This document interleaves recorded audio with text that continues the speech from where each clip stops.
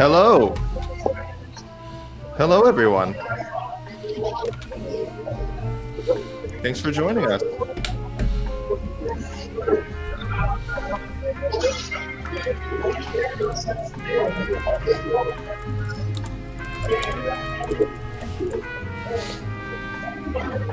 right, the music's looking hot.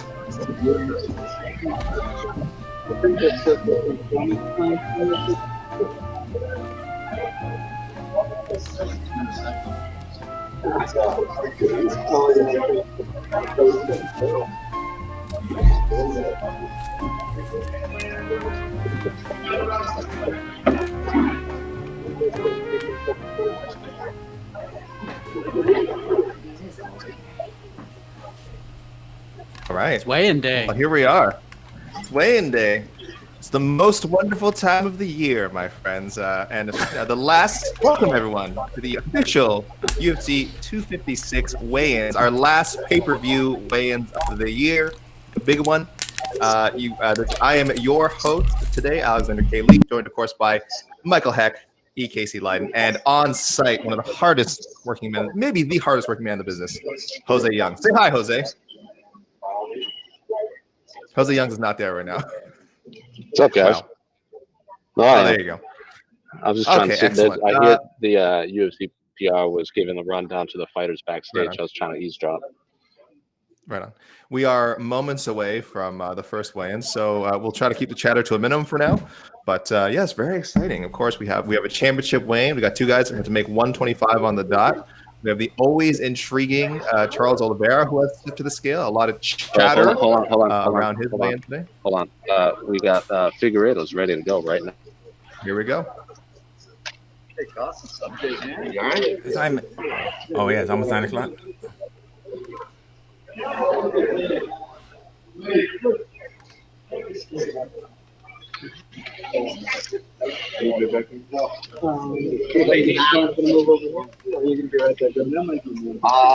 I'll try to stay out of your way. Right. Looks like I'm going to be in someone going on.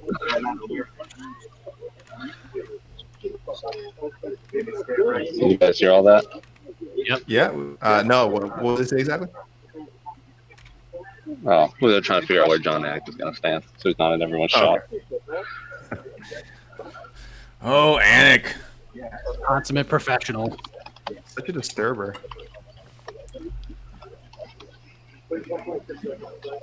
It sounds like we have the flyweight champion coming up first, looking to make 125 he's literally like about 3 feet from me. I don't see him yet on screen.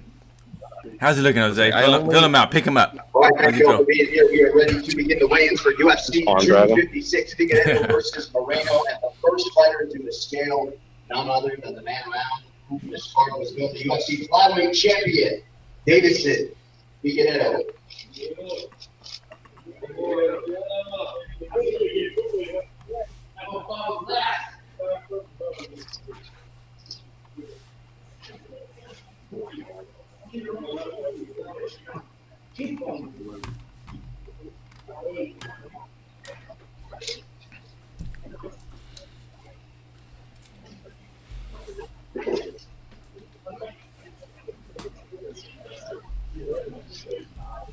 Whoa.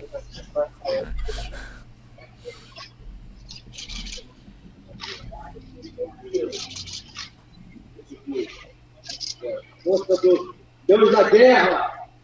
124.5, the official weight for the champion. Deiveson Figueiredo. 124 and a half. Half a pounder the championship. No questions.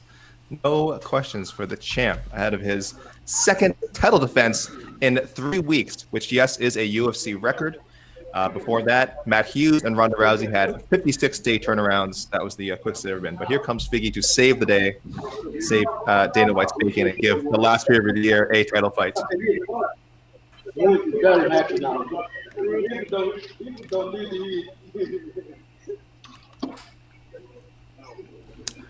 So Figgy is just a healthy weight rehydration and a COVID test away from breaking that record. Easy peasy.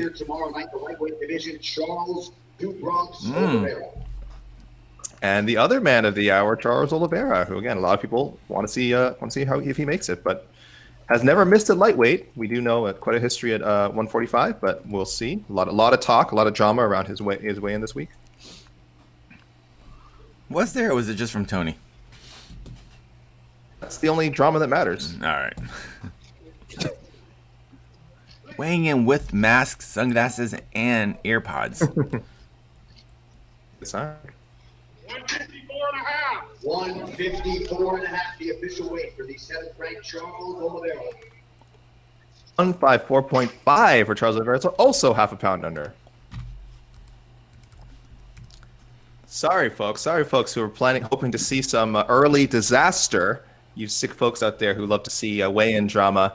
Drama-free so far. We have two of our biggest names in the card, Deiveson Figueiredo and Charles Oliveira, successfully making weight. And now Virna Jandiroba coming up next. Jandiroba? Jandiroba. That's Jandiroba. Another one of the big names fighting on this card. Big time strawweight contender. Invicta champion. Invicta champion. We could be in for a grappling treat tomorrow with Mackenzie Dern or a low wattage kickboxing battle. Either way, I am pumped.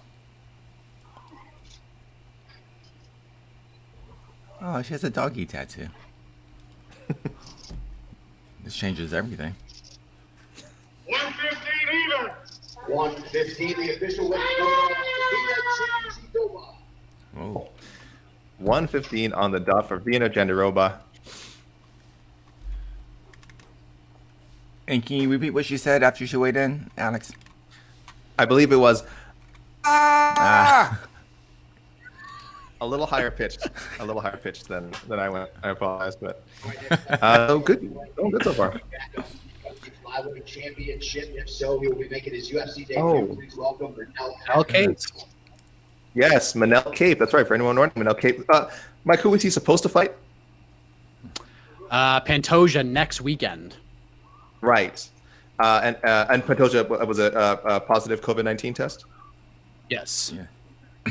So now Manel Cape will be weighing in as a potential replacement. Fingers crossed should something happen to either of the flyweight championship main event competitors. A lot of hype around this man. The dream Very bantamweight cool. champion? Yeah, very cool opportunity for him. I'm sorry, Ryzen. Was that dream? Ryzen. Right. Bantamweight Blast from champion. the past.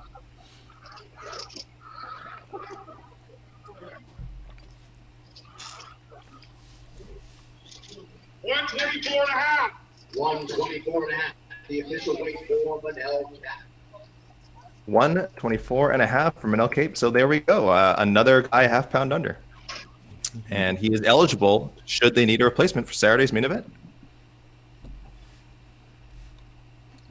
Okay.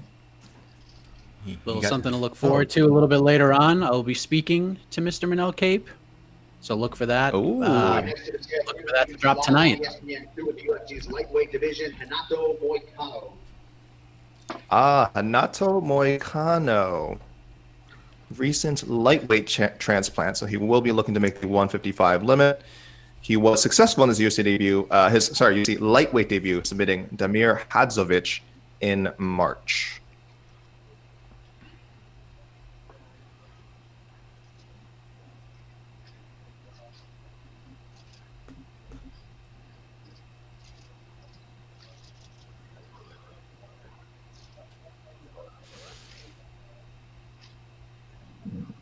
$155, 155, the official weight for Renato Moicano. 155 on the dot for Renato Moicano. So had a feel way. No entire bouts made official yet. We've had some big bouts come up, but we're cruising along. I don't think it'll be long before we can say some of these bouts are official.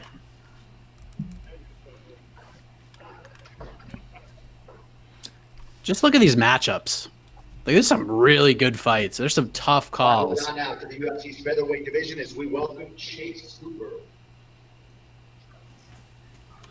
Chase Hooper, the youngest fighter on the card. But yeah, Mike, you're right. We'll break down later. There's definitely some. This is a hard one to do predictions for. I do not expect to do well, which is, what else is new? Yeah. What else is new? Hey, the sky is blue. Yeah. Chase Hooper looking for redemption here, looking to coming off his first loss.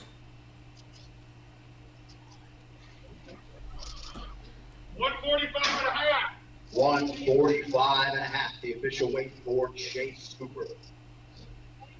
145.5 for Chase Hooper. He'll be facing Peter Barrett. Peter Barrett.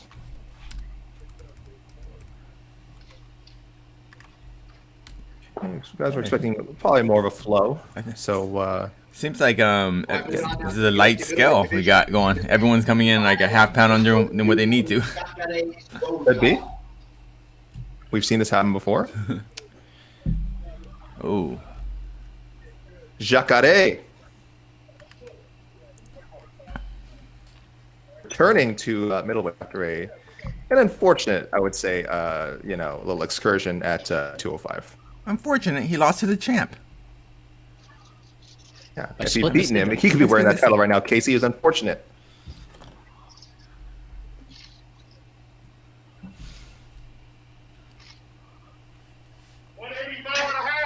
$185 and a half for the legend Jacare Souza. 185.5 for Jacare Souza. Yeah.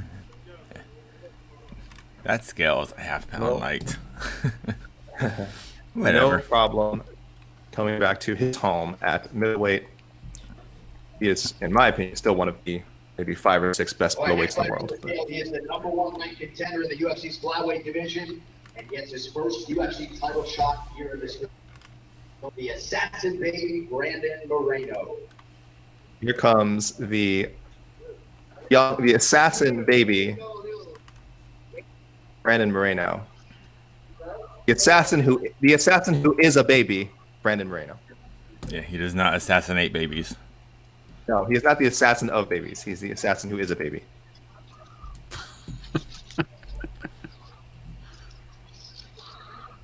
I still like assassin, baby.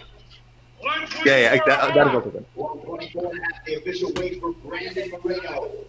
And that makes our championship main event official. 124 and a half as well for Brandon Moreno. So both champion and challenger weighing in a half pound under the limit. And we have a flyweight championship main event official for Saturday. We got a long way to go, sir. It's official. Right, it's going to happen. One of the greatest lightweights in UFC history, former interim champion, number 3 in the world, El Cucuy, Tony Ferguson.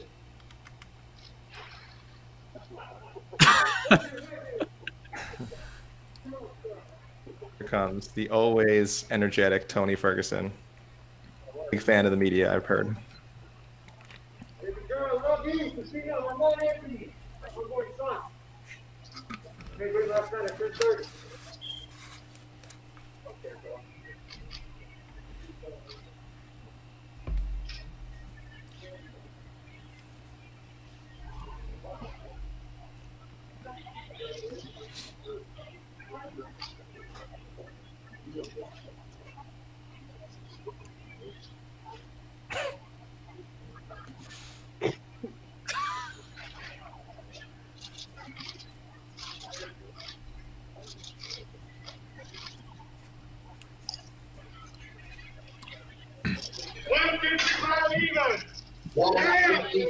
Championship weight for Tony Ferguson, co-main event official.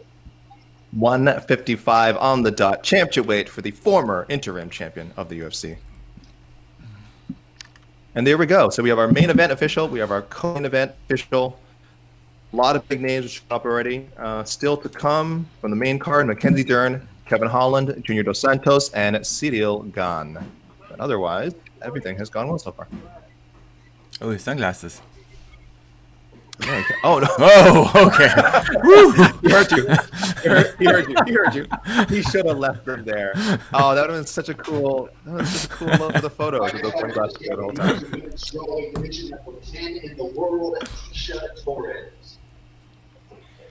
Strawweight veteran Tisha Torres staying on the card despite losing her original opponent Angela Hill. We'll see. Never had issues making weight. Could probably make 105 if we're being honest. So. Wow, she is so much shorter than Tony Ferguson. Breaking news. Whoa. Well, wrong That's way. the kind of stuff you only get. Look, you only get that when you're on site. Okay.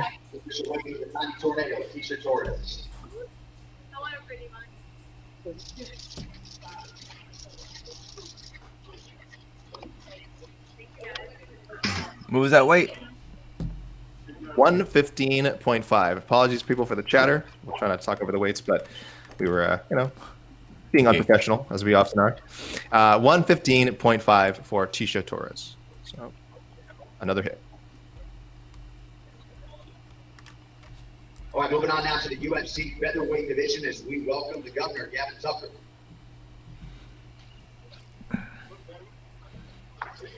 Canada's own Gavin Tucker coming up next. What's his nickname? The governor. What is?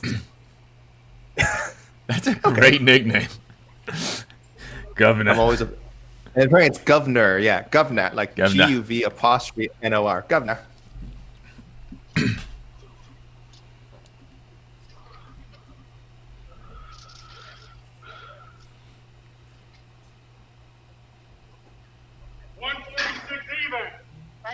.46, the official weight for Gavin Tucker. 146 for Gavin Tucker. Probably one of the most highly anticipated fights in their card. Gavin Tucker, Billy Q.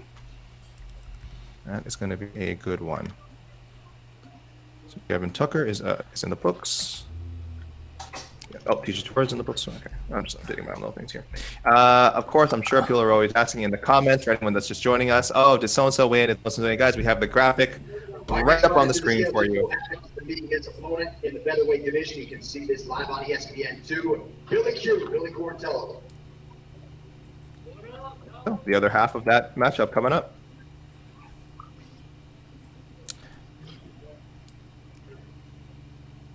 Big opportunity for Billy Q. This could be the kind of a breakout fight for him. I feel like he's on that road, but if he beats a guy like Gavin Tucker, we're sniffing top 20, top 15 type of fights.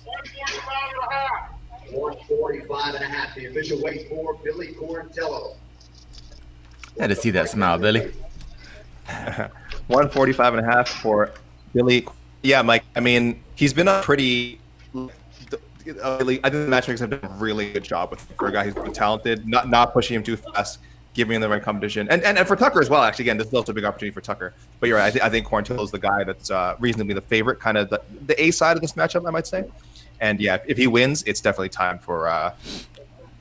It's a deep division, definitely someone in the top 20. But yeah, he could get in that top 15 as well. Fight someone in the top 15, I should say.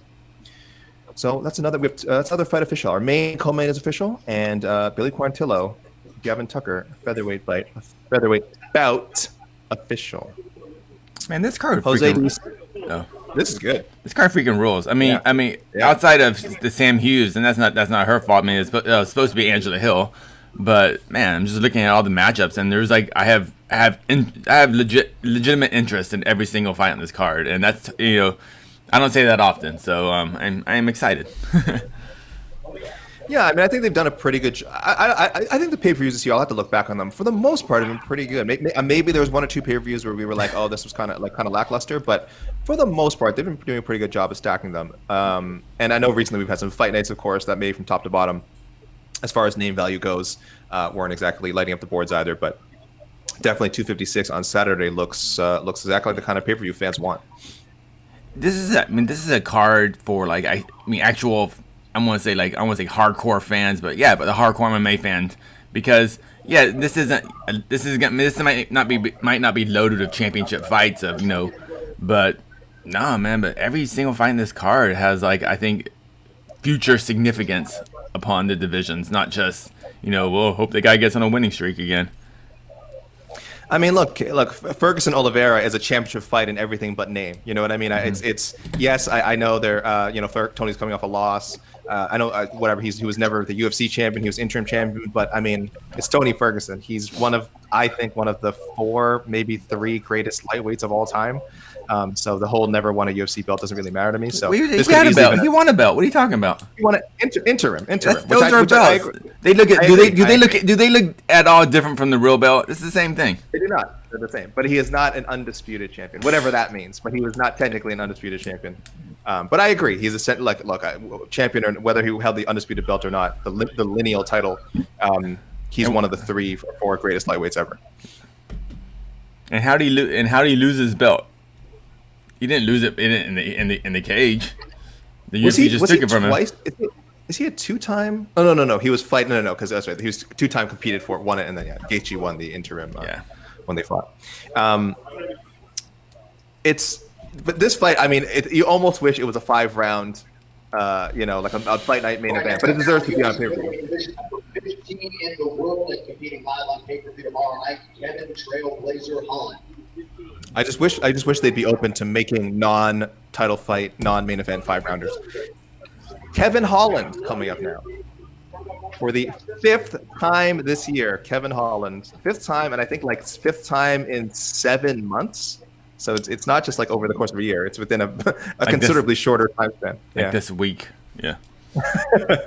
He's around, is what we're saying. Kevin Holland is around. 185, the official weight for Kevin Holland. 185 for Kevin Holland. Actually, that was the 6th time he's hit the scale in 2020. Ah. Which one fell through the last minute, Mike? Trevin. That was the Trevin Giles fight. Trevin Giles. Oh gosh, I didn't even remember that he was. Oh my, right. Mr. Wow. Fights aren't official till they walk into the cage. AK. Jose, could you hear all what I couldn't make out what Holland was saying. Could you hear it all what Holland was saying? Yeah, he was just excited that he was the 15th ranked middleweight. That's what he said. I am excited about being the 15th ranked middleweight. I like that. He's like, 15 sounds good to me.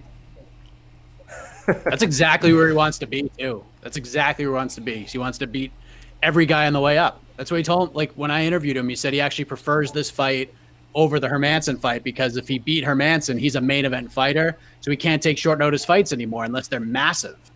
But now if he beats Jacare, he's 15, he could still take any fight he wants. He feels like he could still have fun in there. He wants to fight 14, 13, 12, 11, all the way up. There's a lot of smart logic to that because once you get to that top 5 ranking, all of a sudden you stop fighting. Like, like you just all of a sudden you go from fighting, Right? Gane is dying for a fight right now. He can't get one. He's too high. His ranking's too high. They can't give him a matchup. Even look at I'm gonna bring him up right now. This early in the show. Look at Hamzat. Once he was just beating everybody, he was fighting every week, every 2 days. But once the UFC decided, okay, he's now a top 5, or he's ready for a top 5 guy. Now we see him. We're not gonna see him for another month. Now it just keeps it delayed. So yeah, that's really if you want to stay active, stay right outside of that top 10. But somehow don't lose. Yeah, this has come up. Cub Swanson talked about it at media day. He mentioned how he had fallen out of the ranks, of course, since he got injured, missed a year, and then he's like, "Oh, it's kind of cool to be." But he had mentioned it because Dominic Cruz apparently had also mentioned it because Dominic Cruz, of course, had been top 2 for the longest time, and through a combination of both injuries and, of course, the difficulty of finding an appropriate matchup for him.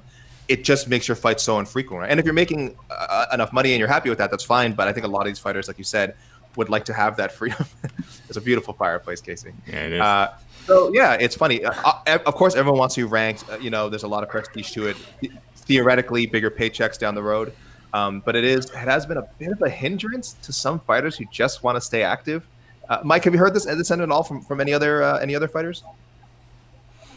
I mean, not particularly. I feel like everybody wants to fight as often as possible. I mean, every time you do an interview, they're just, I'll fight next week. I'll fight this guy. I'll fight this guy. So I feel like they all want to stay active. And one of the lines that Ian Parker said in Between the Links kind of stuck out to me, and it makes a lot of sense. COVID was either going to make stars or break stars this year. And I feel like a lot of guys just took opportunities. Like look at Kevin Holland, look at Chimaev, look at Billy Q. Billy Q wins, he's 4-0 this year. So it's just one of those years where, you know, this has been a problem for the UFC for a long time, trying to build stars and create new names. And I feel like despite having such a rough year with the pandemic and everything, we're seeing some new names emerge. Marvin Vettori, amongst others. I mean, it's been a pretty successful year for a number of reasons for the UFC, but I think the star potential that they've been able to sort of muster in 2020 has been really big. It's been big for them. 2021 is going to be really interesting.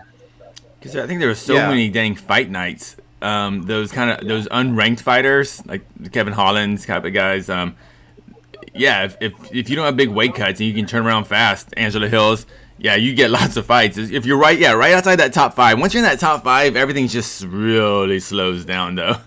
As far as like, unless you're the champ Figueiredo.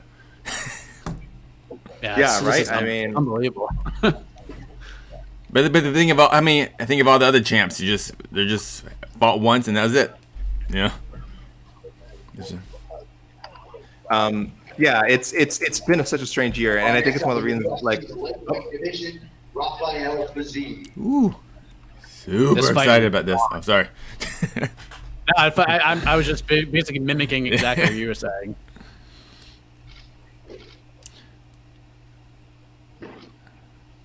I love how nice this guy is. I think someone at the media day asked him would he replace Charles Oliveira if he misses weight. He's like, I wouldn't want to do that. My opponent is had a whole fight camp. I won't want to have him lose out on a payday. 155 and a half, the official weight for Rafael Fiziev. 155.5 for Rafael Fiziev. Yes, definitely someone to keep an eye on. Super exciting fighting style. God, that fight's gonna be awesome. And that's a big fight with Moicano. Fiziev, the -150 favorite too. I could see that. I think people are still unsure of what to think of Moicano at 155 because Hadzovic is a talented guy, but maybe not just the highest level of competition. So, the Fiziev's got a lot of steam behind him. So I can understand that. But I don't know about my pick yet. I know we're going to talk about this later, but I have no idea picks wise. So as we wait for someone else to, let's see here. We have 7 fighters remaining out of 22. No misses yet. Mike, I guess now is as good a time as any to give people a rundown. I would love to, but we'll see what happens here because there's movement. Movement, so maybe we'll hold off.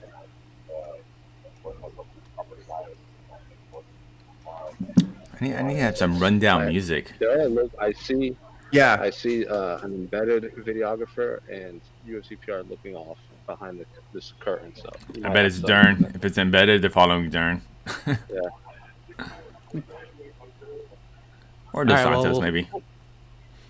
Yeah, could be Ciryl Gane. Yeah, you don't know. You don't know. Could be Sam. Hughes. Could be Cub Swanson. Could be Peter Barrett. What about Peter Barrett? Thank you. What about Daniel Pineda? Okay. Okay, we mentioned everyone. We mentioned everyone now. No one's feelings need to be hurt. Could be the governor. Just Gavin Tucker weighing in again. Sure. It could be another Tony Ferguson sunglasses. Manel Cape. Tony Ferguson is the type of guy that would weigh in twice, just to prove a point. Yeah. Oh man, I thought it was 154 and a half. I can go lower. He'd go back and eat something, and then be like, "Guess what? I just ate like 5 cookies. I bet you I still make weight." And it's like, okay, sure. The weigh-in results wheel are on the screen. So for anyone saying who's weighed in or suggesting that so and so has already weighed in but they haven't, it's right in front of you. It is right in front of everyone. We have several bouts official, and just waiting on 7 names so far. So it's a 11-fight card. It was certainly not an 11-fight card as of last week. We've lost a few fights for various reasons. So those of you who hope to see Sergey Spivak and Jerry Vanderaa weigh in today, that will not be happening. Angela Hill was replaced by Sam Hughes. She will not be weighing in today. So the card has had some changes. Carl Robertson, Dalcha Lanjambula, that fight is not happening. So just in case people are wondering, they don't follow MMA fighting. Don't follow us on Twitter. Don't see all these updates. And there's a lot of Dalcha. Also, after the weigh-ins, all the fighters and their camps have to take another COVID-19 test, and pending that those negative results, they will be fighting tomorrow. So what did we lose? Did we lose 3 fights last week or 2 fights? Oh boy. Well, I mean we lost 3. We lost 3, 2 because of tests. Yeah, 2. Oh, I think he meant on Saturday. I think he meant on flight day. Oh, Saturday, yeah, 3. Yeah, 2 to COVID, 1 to a injury. Yeah, some sort of infection. Yeah. So we've lost, and on this card in the last week, we've lost 1, 2, 3, 4, 5 fights. Yeah. Lee Robertson, Spivak Vanderaa, the Robertson fight, Torres and Hill, although we get a replacement, and then Dwight Grant and the Leech is off too. Yeah. Most people should know that on Saturdays we're usually not like super, before fight night, before the actual fights, we're kind of like there's normally a calm. But I'd say over the last month, maybe 6 weeks, we've been very attentive during the days of, because we're very concerned that there could be fight day cancellations, of which there have been several, and understandably so. But so anybody that all these things we're saying are official today, we're just with a grain of salt. We gotta make ourselves feel happy. It was like 5:30 Eastern last Saturday, and I was down here for like probably a good 45 minutes just typing away because all these fights just kept getting canceled, and we were confirming all of these. And it was like, just all I could hear was thump, thump, thump, thump, thump, thump, thump, thump, thump, because you were just typing away. So you could hear it from all the way in the room because I was typing so frantically because of everything happening. So. It has been. Got some predictions coming in. Throw sand in Oliveira's eyes. Little Mr. Fuji style. I like it. Look, I feel like that really threw Gaethje off last time. So I don't know. Make fun all you want, but that's throwing sand. Who's making fun? Is Da Pump making fun of it? No, obviously not. And let me tell you something. Imagine if there was actual sand in the octagon. Gaethje. Is that against the rules? Screwed. Yeah, I would hope so. But I'm just saying, if that fight was on the beach. Exactly. That's what I'm saying. Like environments matter. Some fighters fight better in cages. Some fight better in rings. Some fight better in sand pits. Like we know Tony Ferguson is the pound for pound sand pit fight master champion. But unfortunately tomorrow, due to commissions, no sand. If this fight had happened on Fight Island, as Fight Island, as we all hoped that it would be, as we imagined Fight Island to be, then throwing sand would have made a lot of sense. That's all I'm saying. Okay. All right, Mike. I think, do we have movement? We were told there was movement.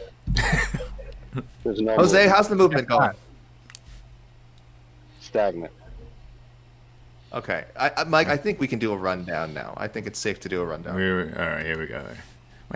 Just about 30 minutes in. I need some rundown music. Hold on. Can you play the Runaround by Blues Traveler? Okay, we got rundown music. Go ahead, Mike. Oh, listen to this. All right, well, the main event is official for the flyweight title. Deiveson Figueiredo and Brandon Moreno both weighed in at 124.5. Of course, Manel Cape is the backup fighter. He made weight successfully as well. Tony Ferguson versus Charles Oliveira is official. T. Ferg in at 155, Oliveira in at 154.5. Still waiting on Mackenzie Dern. She will face Virna Jandiroba, who weighed in at 115 on the nose. Kevin Holland weighed 185 for his fight against Chakare, 185.5. Still waiting on Junior Dos Santos and Ciryl Gane. Cub Swanson, Daniel Pineda, still yet to hit the scale. Renato Moicano, 155 on the nose. He will fight Rafael Fiziev, who weighed at 155.5. Billy Quarantillo, 145.5. Taking on Gavin Tucker, who weighed in at 146. The governor has made weight. Tisha Torres, 150.5. Still waiting on the newcomer Sam Hughes, and Chase Hooper, weighed in at 145.5. He will take on slippery Peter Barrett, who has yet to hit the scales. And that is your rundown. There we go. I'm sure a lot of people are wondering, did you guys see Sam Hughes' last 2 fights? Or at least the finish of her last 2 fights? No, tell me more. Well, she fought for the LFA title against who's that? What is her name? She was just on Contender Series. Demopoulos, thank you, Mike. She fought Demopoulos, a really competitive fight, and it went to the 4th round, and she got choked up by this wild inverted triangle. So Demopoulos won the LFA title, moved on to Contender Series. And then in Sam Hughes' next fight, she fought Danielle Hindley, and she won with this like buzzer-beating guillotine choke, where it's just like literally right at the 5-minute mark of round 1. The referee ends the fight, and her opponent is just completely out of it. It was actually a really scary choke. So her last 2 fights have been very, very, very exciting. I don't expect kind of same wildness against Tecia Torres. I think Tecia Torres is one of the most consistent, steady performers. I don't see her taking any weird risks of getting into trouble, especially against such an unproven opponent. But you never know. I think she proved a lot. I thought picking her last fight, Brianna Van Buren, to beat her, which I thought was really disrespectful. What do you mean disrespectful? Van Buren looked great. Tecia Torres hasn't been. She's been very good, but I wouldn't call her an A-level fighter. So I was picking Van Buren, but I think Tecia Torres proved that she still got it. Very disrespectful. I'm looking at Van Buren. I'm looking at Tapology now. Van Buren was up to a -225, a 2-1 favorite against Tecia Torres. Get out of here.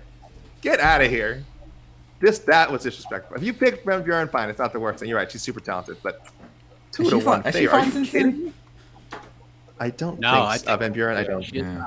Yeah, I'm looking at Tapology. On Tapology, 67% of the fans, including myself, picked Van Buren to win that fight. 67%? 67%. What? People, for goodness sake. Torres' losses. Who did you pick? Who did you pick coming into that fight? Torres. You lied. Go check our Slack. I will definitely pick Torres. She was on a 4-fight losing streak. Okay, here's who she lost to. I know. Jessica Andrade, Joanna Jędrzejczyk, Zhang Weili, and Marina Rodriguez. Maybe she should have won the Rodriguez. I don't know. I don't know. But Rodriguez, I think, is really good. Yeah. A lot of those people like Weili and Marina weren't Weili and Marina yet. They used Tecia to get to that next level. For all we knew, Joanna was in that same boat. She won the Invicta Rising tournament in one night. And she came to the UFC undefeated, and then she was fighting Tecia Torres on a losing streak. Of course, she's going to be the favorite. Like, was Tecia 2-1 surprise? No, sure, why not? Tecia's lost 400. Did you know who Zhang Weili was when she fought Tecia Torres? I guarantee you didn't. I I mean, I might have. I'm the wrong person to ask. I'm special. First of all, I'm special, so I'm the wrong person to ask. Obviously, I do. Did you? Yes or no? Yes or no? To beat who? I can't even hear you. Did you pick Tecia to beat Weili? Probably. Yeah, you can. Yeah, probably, yeah. Do we got movement? We got movement. Oh, yes. We do. We'll talk more about Tecia Torres in a second. Oh, we got a lot more.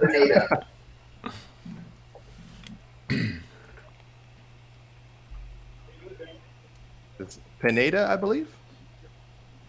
Mm-hmm. Looking to make 145. Walking or 146.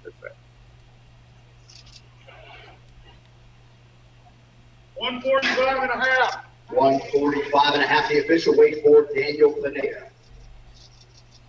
145.5 for Daniel Pineda. He will be fighting Cub Swanson, who is yet to weigh in. We are now down to 6 fighters left.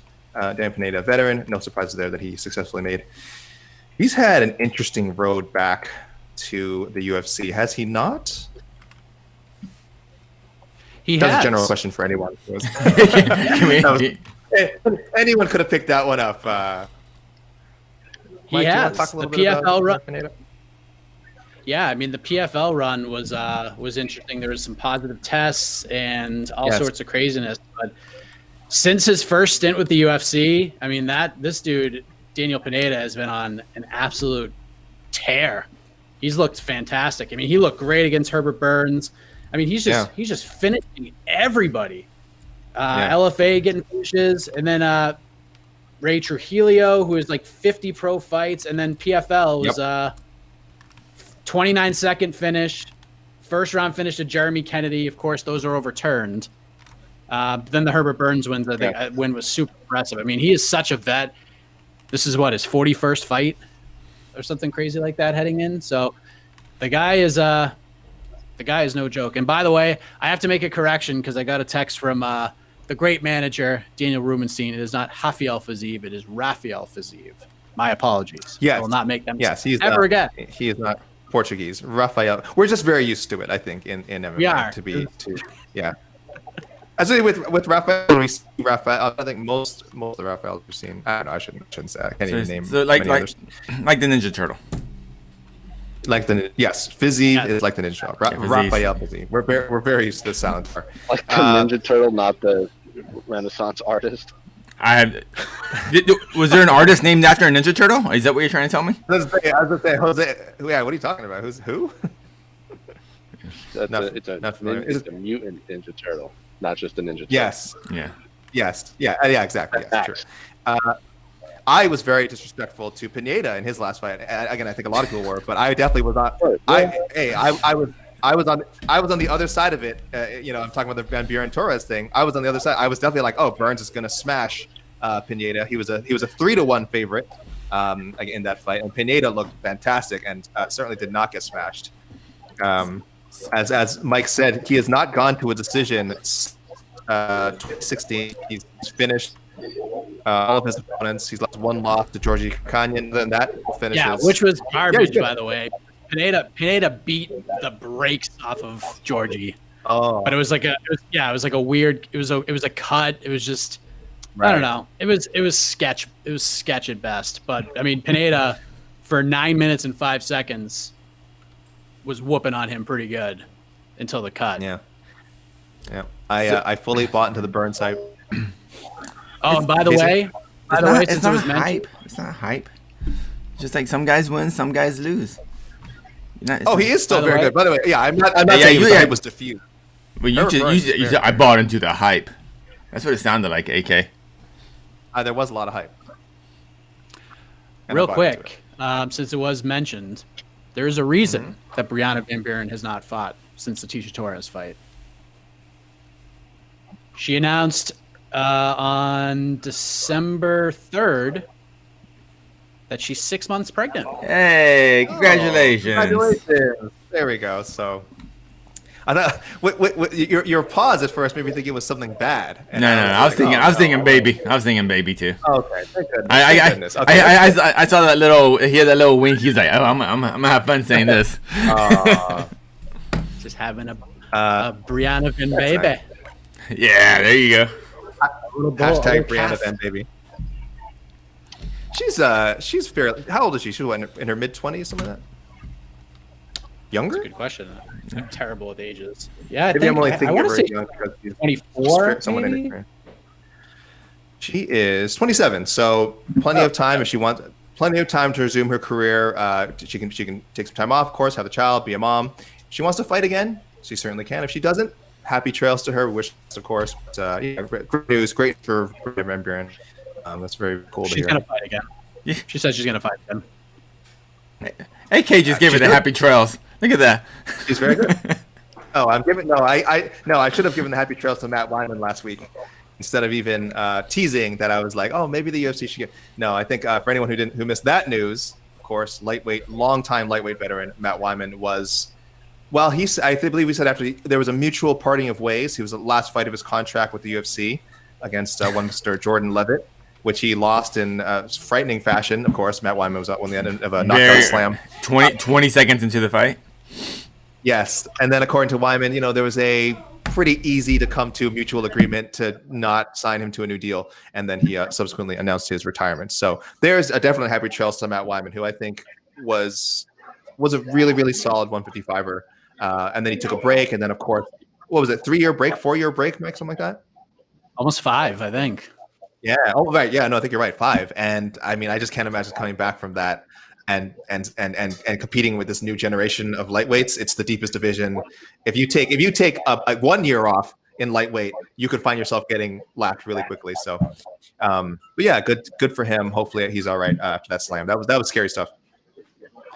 Yeah, it was interesting when I spoke with Jordan Levitt for What the Heck. He said when he saw Matt Wyman's name on the contract, he had like mixed emotions about it because Levitt is like a big fight fan. And when Wyman was going through his his earlier run in the UFC, Levitt was a huge fan of his. Like, he said a lot of his game was based off of things Matt Wiman did back in the day. He took a lot of pieces from his game.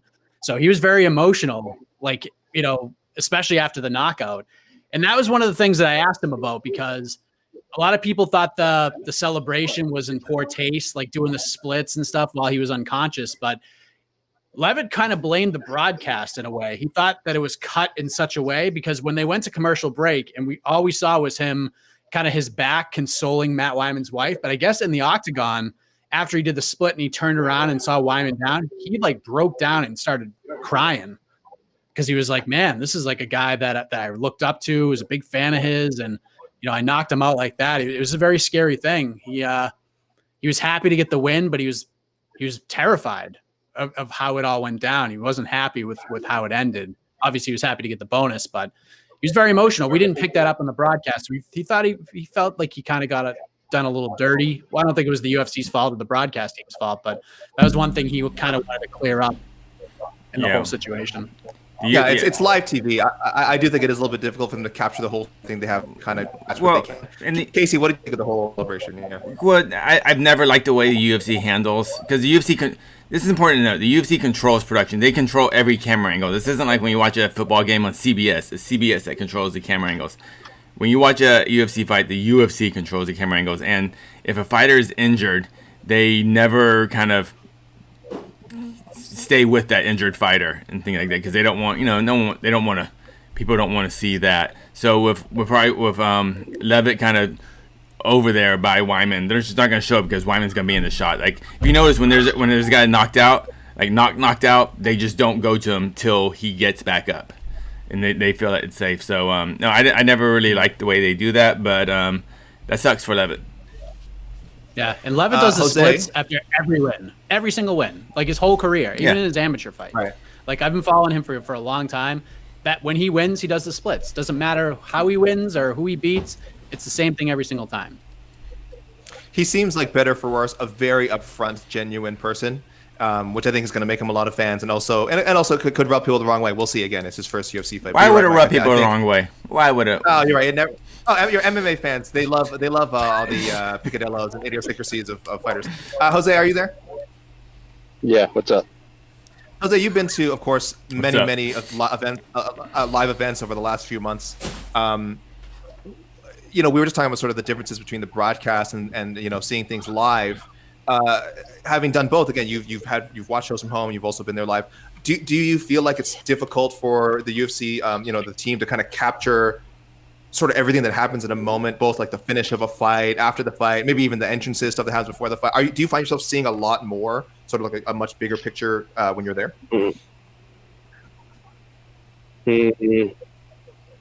I think Fight Island was a little tricky, just because there was, it seems there was less space to maneuver around the actual octagon, like physical spaces, especially for UFC 254.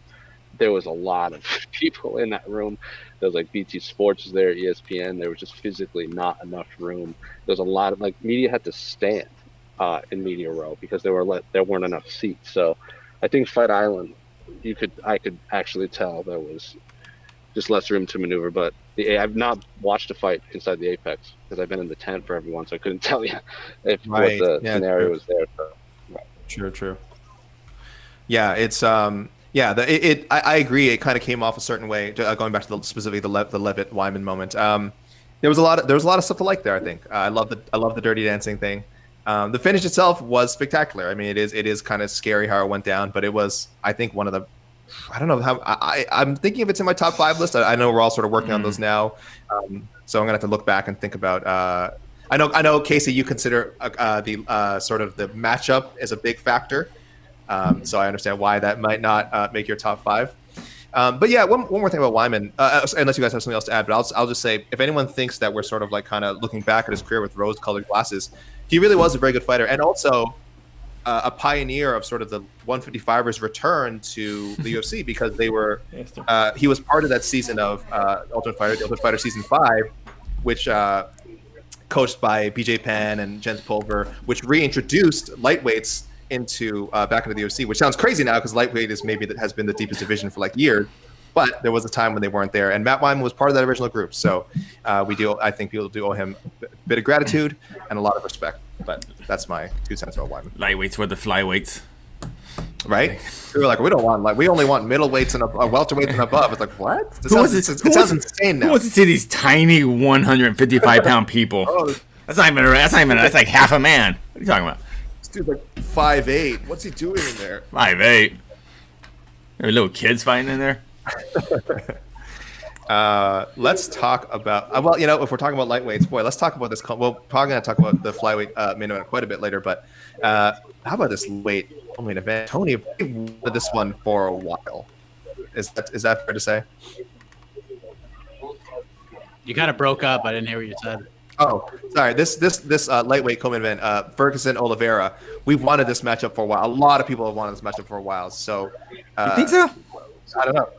I think Charles Oliveira has wanted a top guy for a while, but I don't really remember people clamoring for this matchup in particular. But I think Charles Oliveira has definitely earned this shot at a top name. Maybe not for Ferguson, but definitely Oliveira. I'd say the last couple of wins that he's had, definitely where people were saying Ferguson would be like a dream opponent for him. Mike, what do you think? What do you think about that? I'm kind of with you on that. I think it seemed like all signs are pointing to. I mean, just look at where Tony Ferguson was going to go. He's supposed to fight Dustin Poirier on that Khabib Gaethje card. That fell through because of negotiations, and they couldn't come to terms. Then it seemed like all signs are pointing towards Tony Ferguson versus Michael Chandler. Yeah. Michael Chandler just went full silence heel, which I thought is phenomenal. I think I'll get to Chandler in a little while. I think he's one of the most impactful fighters of the year, only fighting once and not having a UFC appearance just because of his free agency and, what he's done since being in the UFC without actually having a fight. I mean, what an impact that guy's made. And now I don't know where Chandler's going to go, but at this point, I think Ferguson just didn't have a choice. It was like, if we're going to fight this year, you got to take on a guy that's behind you. You got to take on a surging contender. And this is a huge fight, man. I think, like, on paper, most people look at it like this is a fight Tony Ferguson should win. But Oliveira, man, I learned a lot. We learned a lot about him in that Kevin Lee fight because it seems like every time Oliveira's been in these spots to take that next step, he hasn't been able to come through.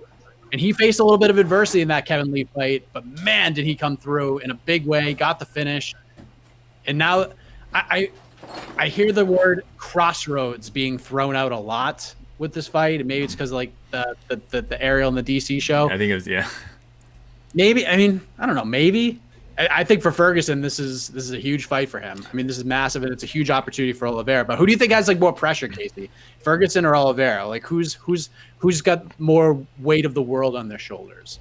To me, absolutely Oliveira. Everyone keeps saying it's Ferguson at a crossroads. I absolutely think zero. He is not at a crossroads. Oh, sorry, we got it. Sam Hughes. Actually, her nickname, I believe, is Sam Page. Yes. Sam Page. Excellent choice.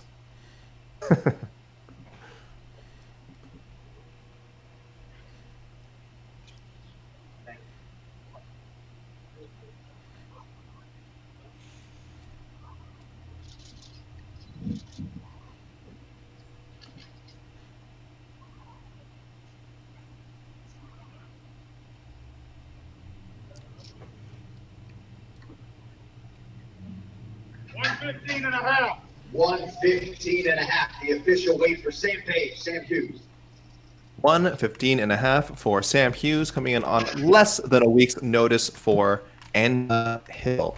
So good stuff for the UFC debutante. Only 5 people remain, including 3 main card fighters: Mackenzie Dern, Junior Dos Santos, and Ciryl Gane. So we know the 2 heavyweights are good to go. They're just late sleepers. Yes, this is true. Cub, this is true. Cub it's a significant weight cut, and he hasn't had to make 145 in a while, and with all his injuries, so hopefully that's going well for him. We all know Mackenzie Dern has issues. Yes. No, she'll make it. I'm sure she'll make it, but she's had big issues in the past for sure. It's worth mentioning. Absolutely.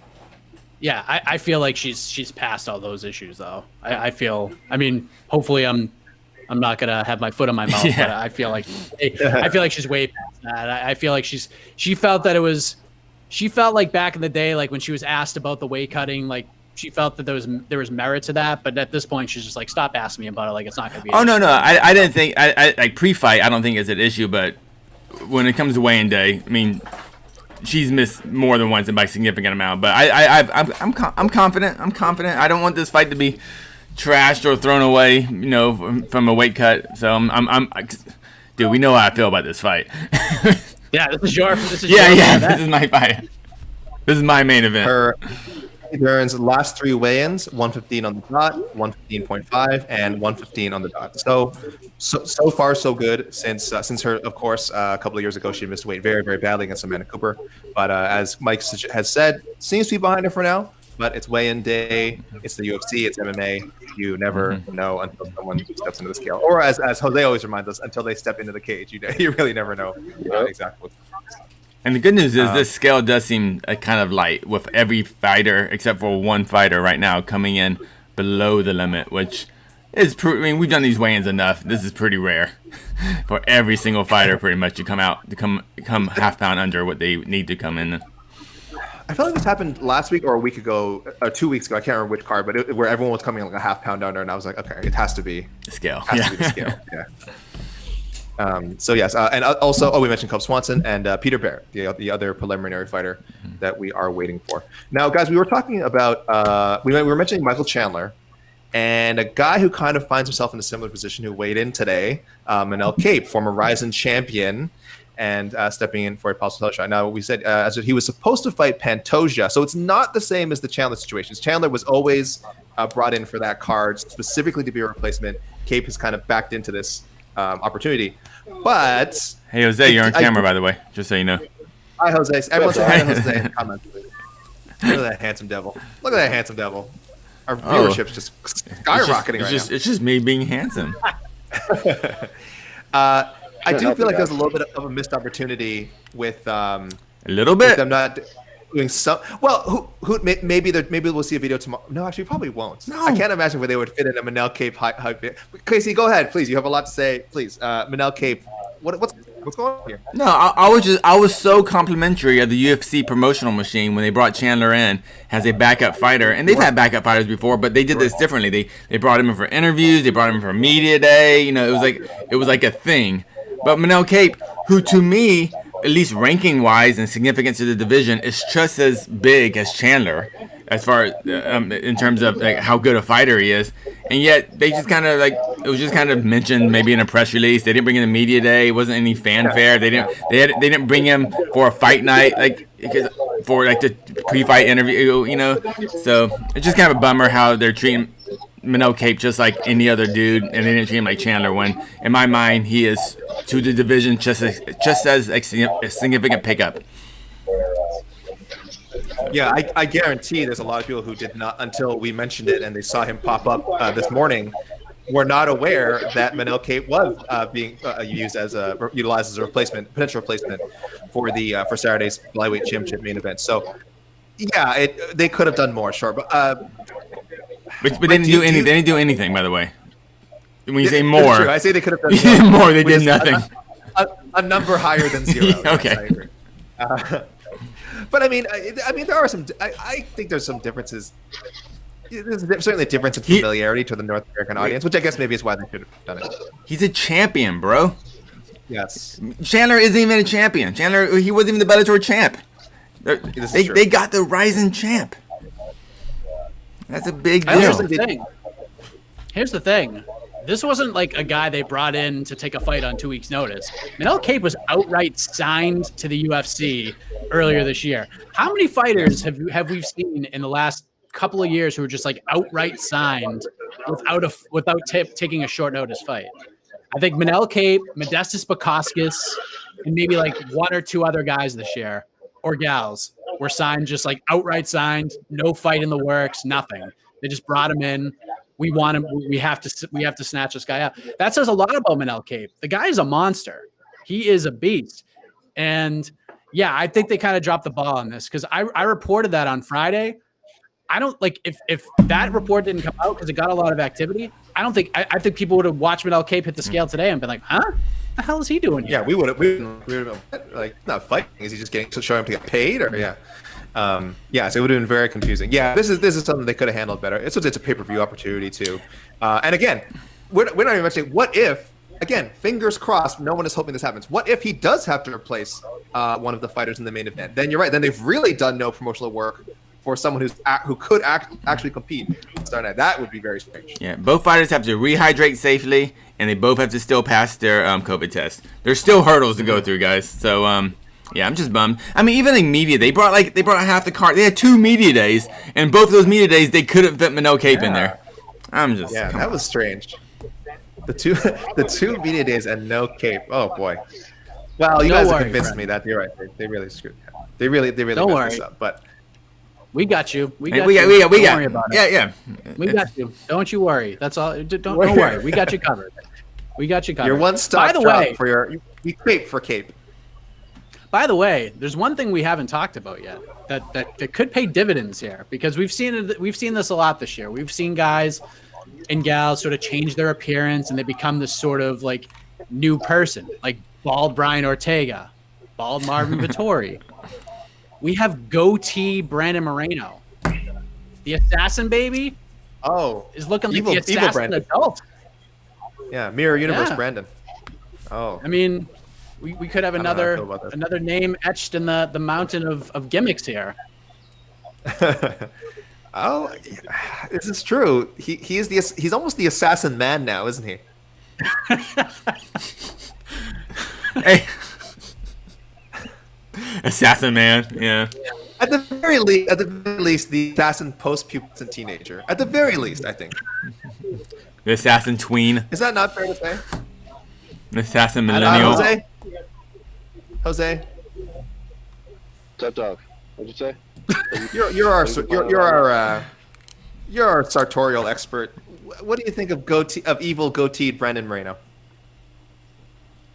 Well, it's a Star Trek thing, so makes sense. Yeah. No, but what do you think of the look? Does it make you more? Usually, professional wrestlers start wearing gloves and grow their beard out or grow long hair. And in Star Trek, the evil twin always has the goatee. So yeah, logic is there. Do you think it's the right move to break out Bizarro Brandon ahead of the most important fight of his life? Well, Bizarro has no goatee. It's their face is like squared. They live on a skewed world, so everything round is squared, and they speak reverse. Are crystalline so in nature. He would say Brandon Moreno won't make weight. In our world, would mean Brandon Moreno makes weight. So Bizarro world, the opposite. So it's not Bizarro Moreno. It is evil Star Trek Moreno. Or Mirror Universe Moreno. Yeah. But back to the original question. Do you think this is the time to break out that version of Moreno? Are you liking his chances more? See how he looks. If he looks worse than ever, then we have to talk about it. If he looks great, we have to talk about it. But if he fights like normal, then there's nothing there. I think he has an excuse. That's a great. I mean, you're not wrong. You're not wrong. I think, in a way, he's almost already built in an excuse because he can say it's evil Moreno that went into the cage and not him. You know, he's spoken about Brandon Moreno 2.0, right? You know, I don't know. We need, the scientific formula. You need data before you can come to an assessment, AK. So we need to see the data in the field before we can come to our assessment of evil. Of course, Moreno. We're scientists here. Much like when it comes to crystals and the many times that they have done nothing. We have the data for that now. And that's another topic altogether. I don't want to get into that, but I'm just saying while we're talking science. I'm sorry you broke up for a second. Don't worry about it. Don't worry about it. We are big fans of the scientific method here at MMA Fighting, by the way. Yeah, let me just say, absolutely. and crystals have passed every test. So you shut your mouth, AK Lee. I'm gonna need to see shut your mouth. Let's send that out on Twitter later this week, please, and we'll all look at the numbers together. Yeah. So we said two of the guys we're waiting for, Junior Dos Santos and Ciryl Gane. I kind of hate this matchup, but I also I don't know what else they can do with Junior. I mean, we've had some matchups suggestions. Dude, there are so many whatever heavyweights in the UFC. Why isn't Junior fighting one of those guys? Oh wait, we got movement. We're looking. Oh, look at these shoes. Look at those. No, just looking at John Anik's shoes. Absolutely. Yeah, because those are some flies. Dang. Wait, which one's John? John's on the right. John's on the right. Yeah, that is ridiculous. John's the one with the dope shoes. I bet John can jump so high. He's got at least a 4. When he's wearing those, he's at least a 40-inch vert. He can. Yeah, he could totally maybe not dunk like a full basketball, but maybe like a tennis ball. He could dunk a tennis ball for sure in those shoes. Dang, that is fresh. That is fresh. That's fresh. People Jose, can we see your look at his shoes? No, dude, I want to show off. Well, can we see your footwear? Hey, I don't want to show off. The stream would crash. OnlyFans. Yeah. You can't monetize. You can't monetize live. You're right. Yeah, we agreed not to. Yes, to not discuss our OnlyFans pages on at work. Casey, what other comments? Once again, you bring up OnlyFans. No one else did, and you're like, "Hey guys, we can't talk about my OnlyFans page, my AK Lee OnlyFans page, Prince of Positivity, OnlyFans.com." I'm not as young as I look. I know people see me. I know babyface. I know real assassin baby over here, but I'm not as young as I look. So assassin Casey, man. I'm very much an assassin man. Trust me. So Casey, I'm trying to catch up with people. I'm trying to catch up with the TikTok. I'm trying to catch up with the OnlyFans, with the Cameo, with the Paul, the Logan Paul. Don't mix up your Logan and your Jake Pauls, all right? I hope you guys are studying your Logan and Jake Paul stuff because I see a lot of people mixing these names up. All right, they're not the same guy. All right, there's no way Jed Meshew can tell the difference. They're two Logan brothers. Yep, that's for sure. And look, and let me tell you something. I thought about this morning, Eastern time. We are going. I just want you to know how long that means. I've been thinking about this for at least a few hours. We are going to see. I'll tell you right now. Maybe not next year.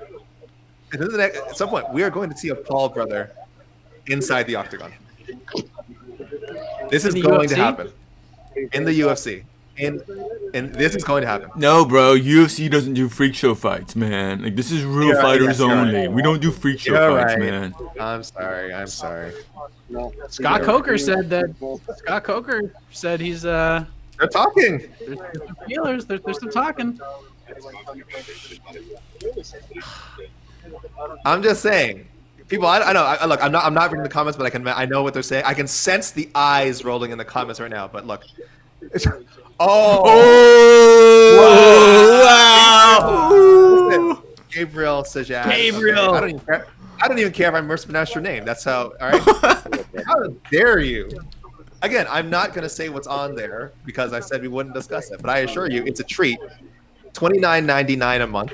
All right, that's all I'm saying. I'm sorry. I know I was. I'm just saying. Are you doing the December 19th?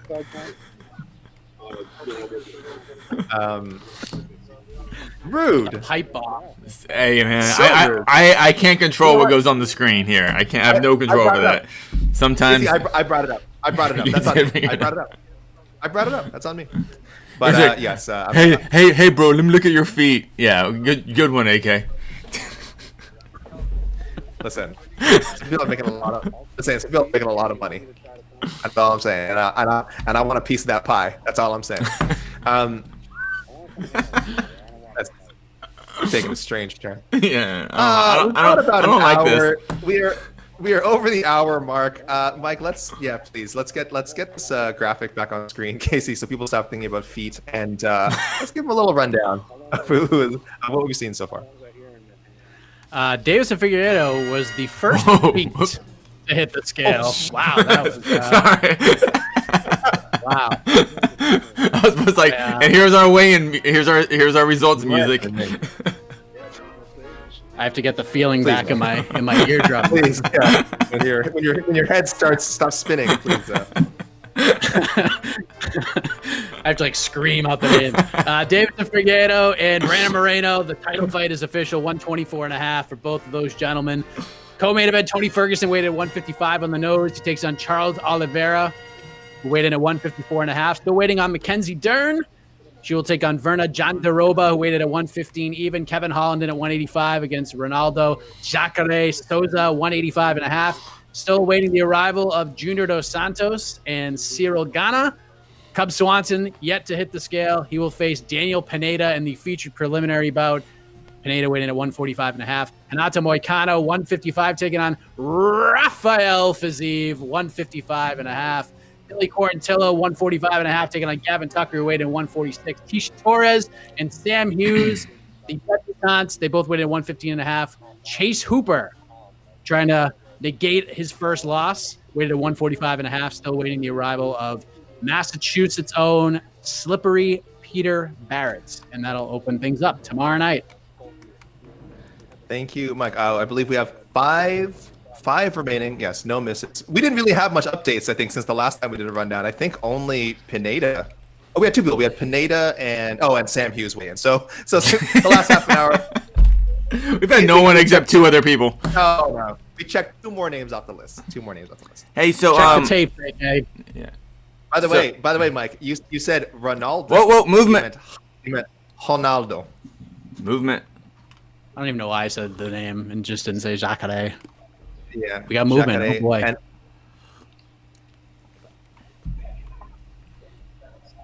And because our own Guy Cruz called out my pronunciation earlier, I'll correct it. Ronaldo Jacare Souza. I think I'm still messing it up, but it's closer than it was before. Who could we have? Jose, do you have any idea who we have next? Okay. All right. Anyone here? He says he can't see. He couldn't see anyone. But it does look like they're getting Anyone get a guess? What is that? Who's gonna get? It's like what is that weight on? 45. You can't see. I think it's Peter Barrett. I think it's Peter Barrett. I was going to say that. Oh.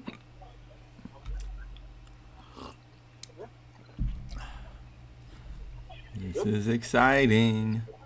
We have a dispute in the comments over the pronunciation of Gane. I've been saying Gane. I know Mike's been saying Gane. Mike, you said it's Gane. I'm pretty sure it's Ghana. Gane. Oh my goodness. I mean, okay, listen, well, I need to hear John Anik. I trust John Anik. Exactly. So whatever John Anik says, that's what I'm going with for the rest of the week. So we know. So Gane is out. It's not Gane. It's not Gane. We know that. It's not Gane. Not. All right. Oh.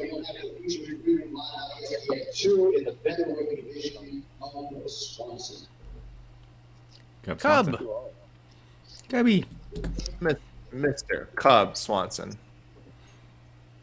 WEC veteran.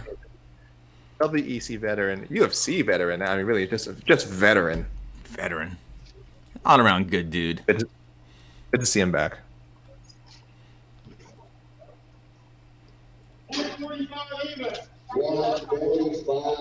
Wow.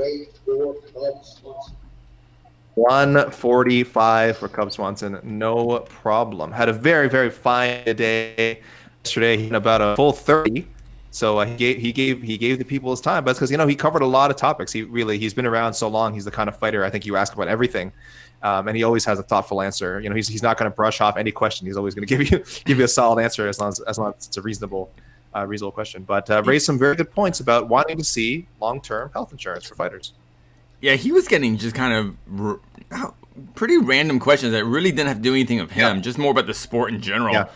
I was like, oh, and it was a lot of those questions where most fighters would just go, "Oh, I don't know, man. I'm just focusing on tomorrow night. I just got a big fight." I swear, 99%, not 99, but a large significant portion of fighters just kind of blow over that question. Yep. But yeah, Cubs jumped right in it. He's like, "All right, here's what I think," and that's why we like Cub Swanson. Yeah, exactly, and not to be too critical of some some fighters are younger, more experienced, not comfortable with doing media, and that's fine. It happens.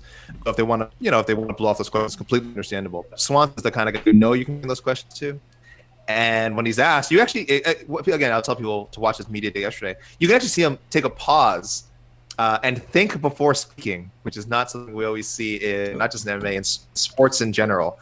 He'll always give you. He legitimately takes a second to think about what you asked him.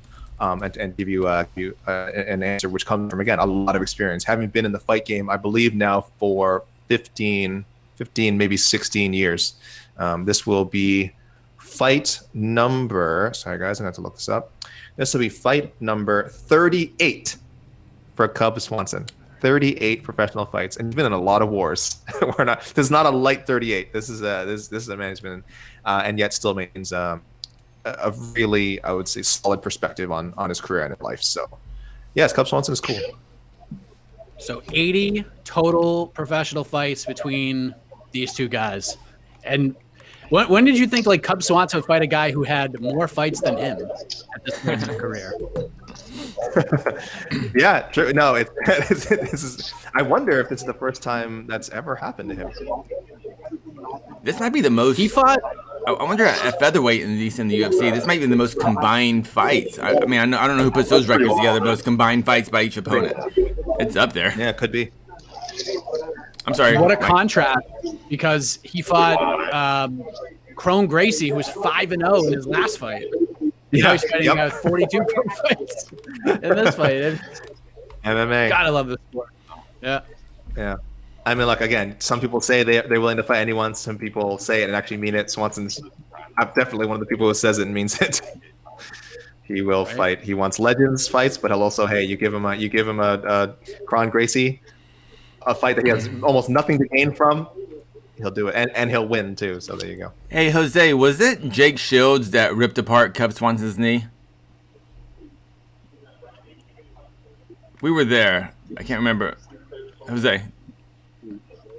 Right. Well, either way, I was at the quintet when Cub Swanson got his knee reaped. Yeah, it was. Yeah, it was Jake Shields. So Jake Shields weighing a good, probably at least when they were grappling, at least 30 pounds heavy on him. So that was a big bummer. Oh man, why watching guys get their knee tore up for fun? Oh. And complete freak thing too, you know what I mean? It's not even something that I think like Jake could have necessarily stopped, right? It's just it's one of those moves where you're tangled up. You think, oh, Casey, do you have something to say about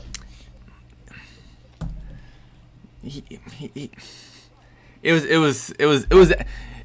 He was going for a submission. You're not trying to take your guy out for a year. You're trying to hurt your guy for like 15 minutes, I guess, at most. Yeah.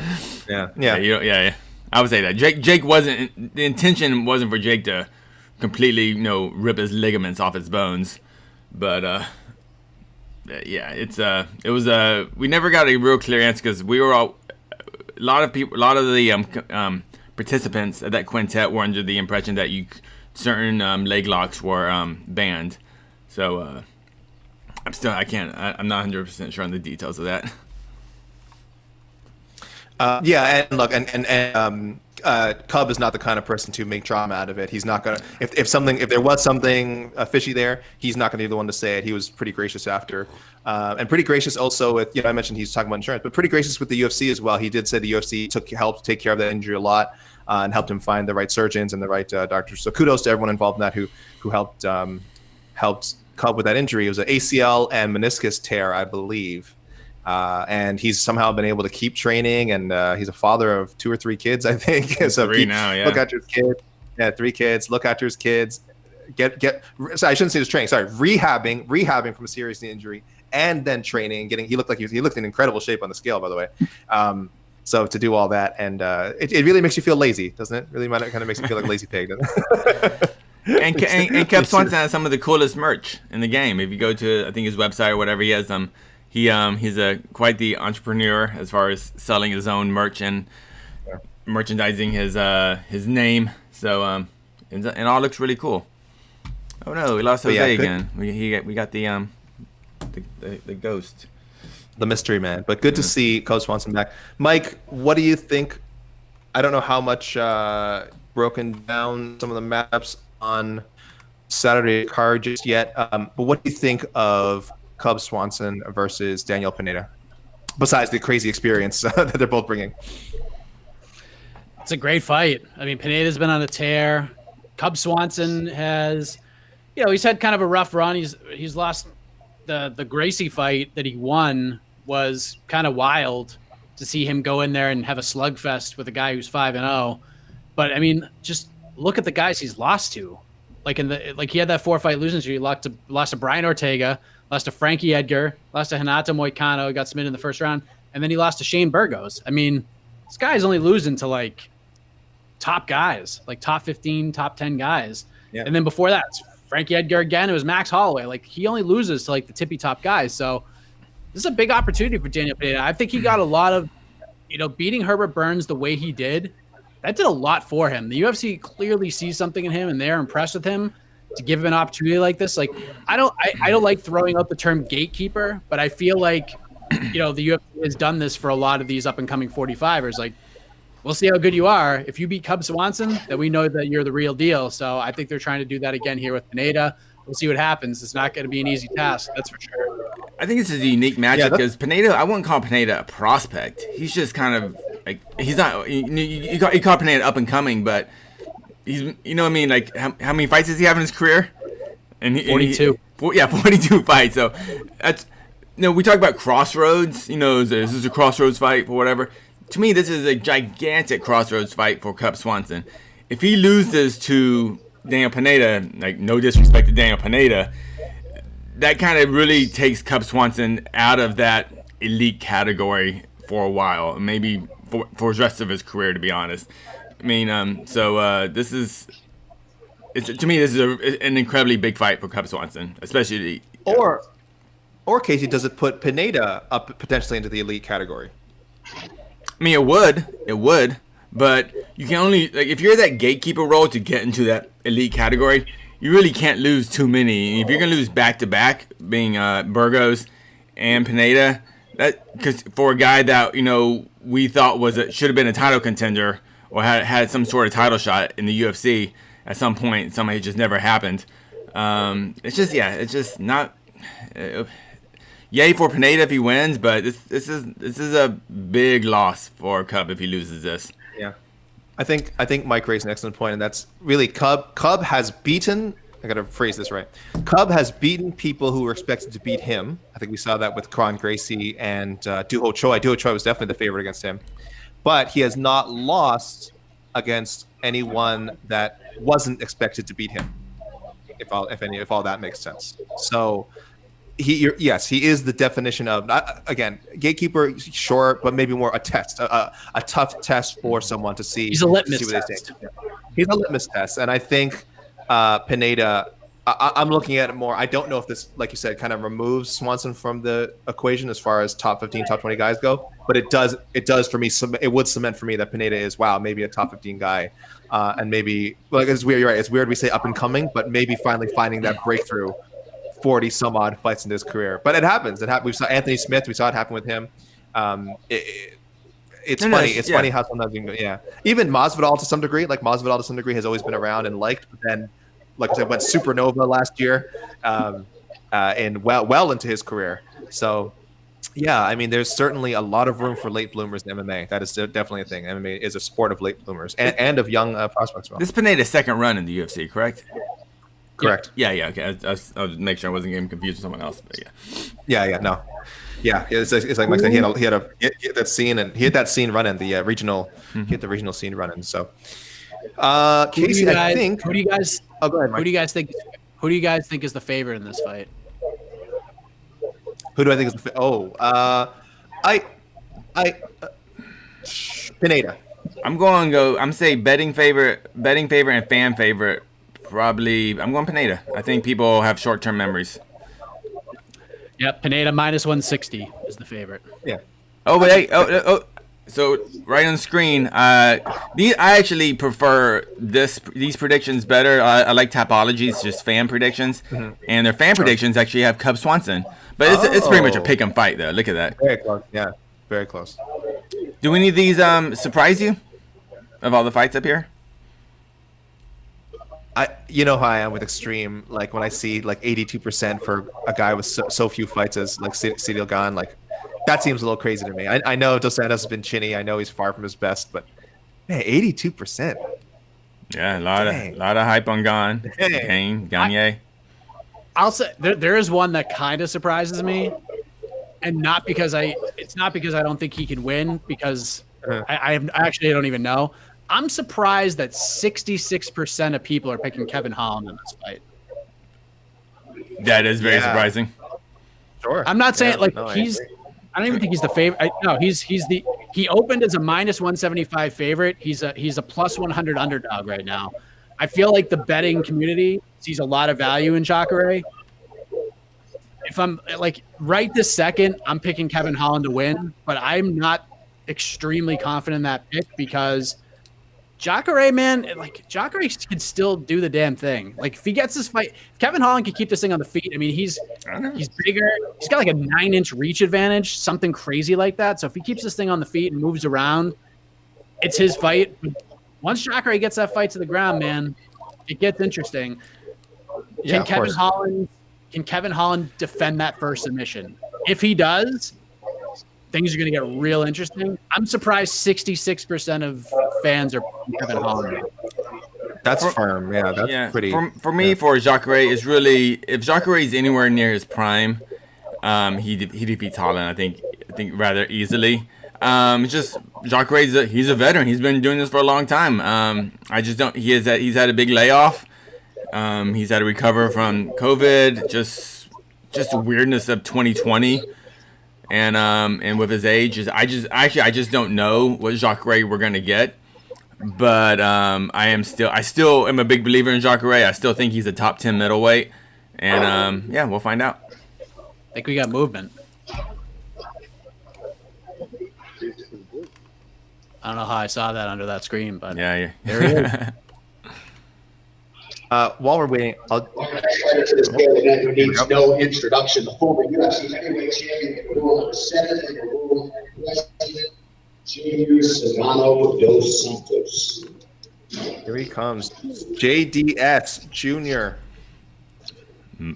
Shaved his mustache. Take it away, guys. Oh, hold on. Never mind. I'm gonna read it right away.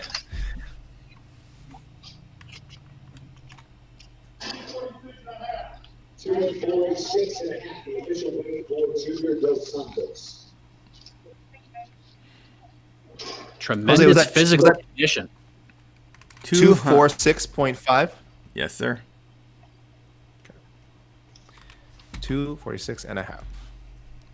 That's about normal range for Junior dos Santos. Pretty consistent. Is this the lowest he's been on a card in a very long time? I feel like he's always at least been the main or co-main. Main or co-main. Yeah, this is the opener, main card opener. Oh wow, that has to be. Yeah, I would think. We talk about cross. I mean, ever since he's become champ, or ever since he fought for a championship, I feel like he's been main or co-main his entire. I think his last fight he fought. He fought. Who did he just? Jairzinho. That wasn't a. Jairzinho. That wasn't a co-main. No, for 249. Was that 240? That was 249, right? Oh no, he was third. Oh, he was. Not the prelim. It might have been maybe the main fight to go into the. No, that was Bishop. No, 252. He was third from the behind top. Cheeto and Sean O'Malley. Yeah, so he's much farther down this card. Oh, okay. All right, hold on. There's Ciryl. Gotta hear this. We gotta hear this pronunciation. Come on. Shh.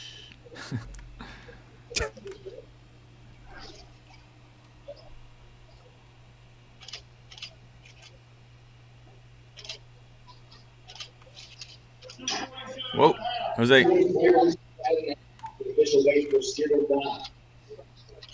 Ooh, I don't know. He did say gonna. Gonna? He did say gonna. And now I'm upset. 247 for Ciryl Gana. Oh, 247.5, excuse me. 247, 247.5. What is it? I'm not sure. I'm seeing. Hold on. I didn't catch it. I was too busy looking at Jose's reaction. Hold on.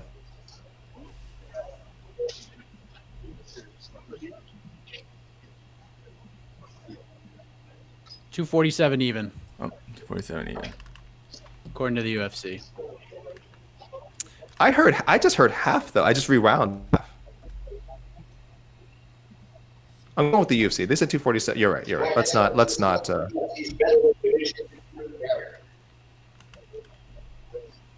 Oh, Peter Barrett up next. So we'll discuss what that means in a second. Let's watch Peter Barrett first.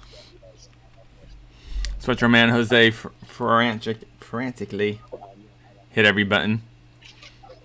All right, here we go. Otherwise, don't worry, guys. We'll have the weights for you, and we will have a video for you. You will have video for you of Peter Barrett at some point.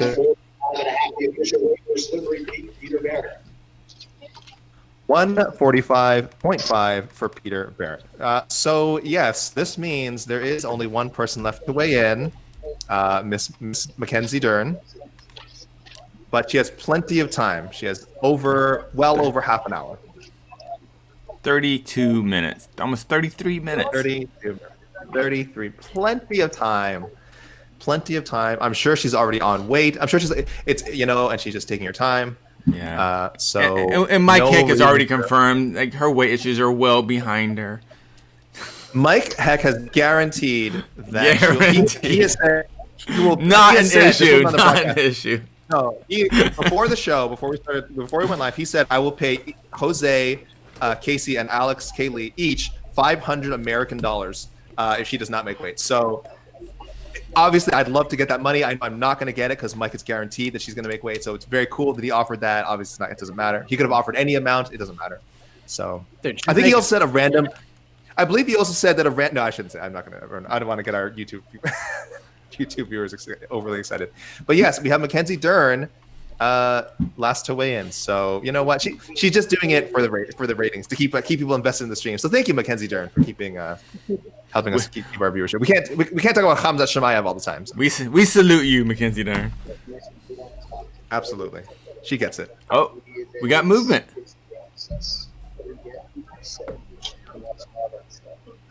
Oh, that's set up for a straw weight. That's some straw weight scale right there. Good. Well, I mean, it's good. Just weighing now. It's a good sign. So Greece said Greece said I pronounced Jacare even worse the second time. So Ronaldo. The UFC strawweight division, number 11 in the world, live on pay-per-view tomorrow night. Mackenzie Dern. Ronaldo Jacare Souza. You know who wouldn't have problems pronouncing this name? Mackenzie Dern. I bet she could pronounce it perfectly. She has to go ahead and easily make weight first. Easily. Absolutely. 115.5. That's what I'm predicting. You're right. I hope she weighs it under. Yeah. No hoop of shame.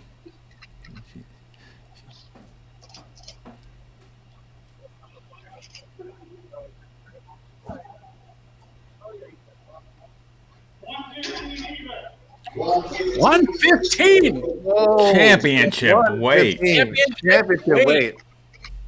I think I actually owe Mike $500 now because he was so confident. Mike, your check is in the mail. Don't try and cash it right away. I'd say, could you wait till about next July to cash that? Wow, 115 championship weight. I believe that's it. I think we went 22 for 22. Everyone's successfully making weight. So congratulations to all the fighters of UFC 256 for at least making it past this stage. That's fantastic. Anyone out there who thought she wasn't going to make weight, shame on you. Shame on you. I'm going to go back and look through these comments on YouTube later. I know there's a lot of you. Shame on all of you. Mike, give him the rundown, Mike. Wait. It's like we got Jose Cam again. Hi, Jose. I have Jose just yeah. Well, there goes our monetization. Jeez, guys. So you get a behind the peak Kurt look at. People think MMA media is easy. Now you get to see it. Tech issues and all sorts of craziness. We'll run it down one more time. The main event for the UFC Flyweight Championship of the World. Deiveson Figueiredo weighted at 124.5. He defends against Brandon, the assassin baby Moreno, who also weighed in at 124.5. Co-main event, the lightweight division. Tony Ferguson, former interim champion, weighed in at 155. He takes on the surging Charles Oliveira, 154.5. Mackenzie Dern, 115, taking on Virna Jandiroba, also weighed in at 115. Kevin Holland weighed in at 185 on the nose. He will face Ronaldo Jacare Souza, 185.5. Junior Dos Santos, former heavyweight champ, 246. He takes on Ciryl Gane, 247. Cub Swanson, 145, faces Daniel Pineda in the featured preliminary bout. Pineda weighed in at 145.5. Renato Moicano, 155, taking on Rafael Fiziev, 155.5. Billy Quarantillo weighed in at 145.5. He takes on Canada's own Gavin Tucker, 146. Keisha Torres weighed in at 115.5. Welcoming Sam Hughes to the octagon for the first time, 115.5 for the newcomer. And in the first fight of the night, in the featherweight division, Chase the Dream Hooper, weighted at 145.5, taking on Slippery Peter Barrett, weighted at 145.5. And that's your rundown. Guys, thank you, Mike. Guys, this is great. We'll do a pre-show later, I'm sure. But I mean, even for the, I guess we're just gonna stick around until the stare down start. Casey, truck, is that correct? We're just gonna stick around. Yeah, we just hang. You know, if you got to bow out, we can throw some music on. No, and we'll come back live when people start staring at each other very closely and intensely. Yeah, well, I mean, look, we'll stick around for now. It's less than 30 minutes. Presumably, they're aiming to start at the top. I wonder. They never start earlier, do they? No, they haven't yet. Top of the hour. But this is great. I mean, can someone ask Jose? Maybe hit him up on Slack and see what time they expect to start. If he knows. Sure.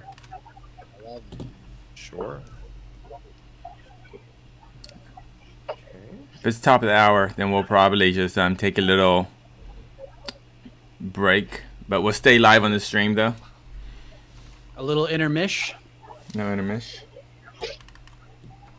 Oh, he said yes, 11 Pacific time, 11 local time. So yes, as usual, top of the hour. So sorry, Casey, what did you say you wanted to do? You said we should take a little intermish? Or yeah, we'll take a little intermish. Let everyone kind of stretch your legs. And why don't we come back here at 5 till. All right, everyone, stay on this stream. Do not change your channel. Leave this on whatever. Oh, can you guys hear me? Yep, we hear you now, Casey. Jose. Yep, we hear you.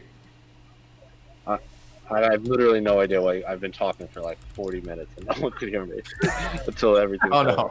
I don't know why, but yeah, supposedly weighing top of the hour. No word on Dana. By the way, watch my 666 is saying I said Gane, so I want to believe I'm right, but I swear I heard Gane. We'll hear it more clearly at the stare downs. I'm pretty sure I was wrong and Mike was right. He did say Gane, but hopefully I'm wrong about that, and he did say that because it's French. Isn't he French? No. I saw. I was told by a few people that it's Ghana, and then I heard Anik say it, and I don't know. Listen, I heard it too. I swear he said Ghana. I heard Ghana. Yeah, I mean, I've been saying Ghana since day one. So if it is Ghana, this is new to me, and I just learned it in like the last few days. Yeah. But yes, thank you everyone for joining us for the morning weigh-ins. We will have our pronunciations nailed down by Saturday's post-fight show. I guarantee it. We'll have all those nailed. Perfect pronunciation. Thank you everyone. On behalf, of course, of Mike Heck, Jose, who was on site, Casey on the truck. They're playing the off. They're playing off my music. Please come back to us. Pay attention. We'll have a link to the stare down at the top of the hour. Thanks everybody.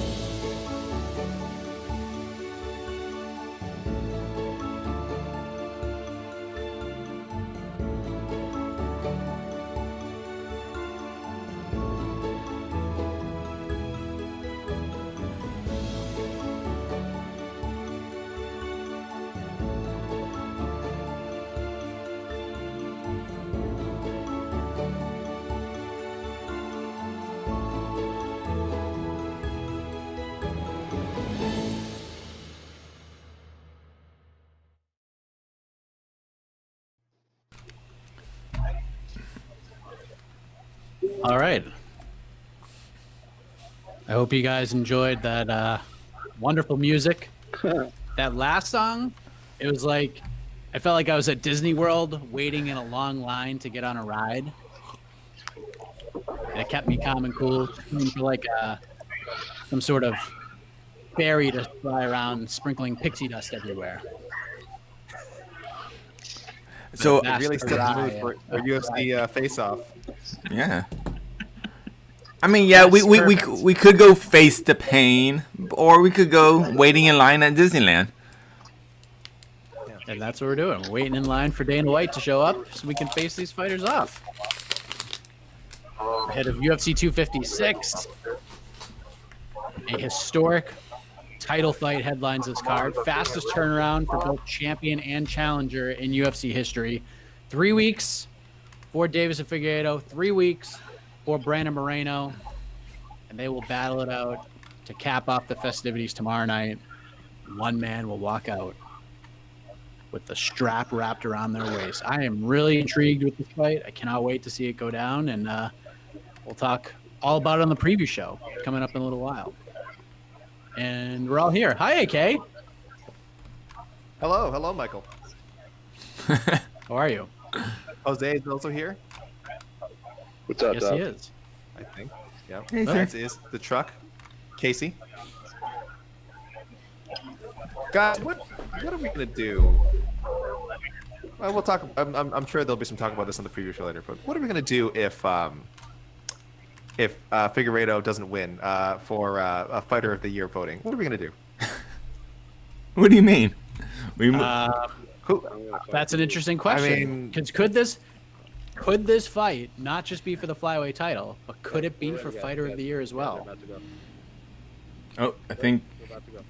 Oh, We're about to go. Ponder on that, folks, because Brandon Moreno is certainly in the discussion as Dana White makes his way to the podium, to the stage.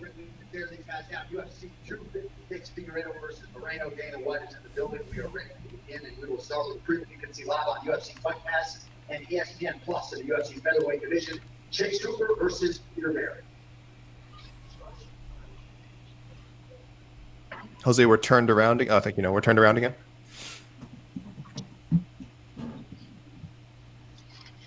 Wait, what? There they are. We're Chase seeing Cooper. you and not the stage. no, we're good. We're good, AK. No, we're good, man. We're good. Oh, are we? Okay. Sorry. I'm. Oh, I was my mistake. I was looking at something there. Don't listen to me, people. Fake news. Fake news. Fake news.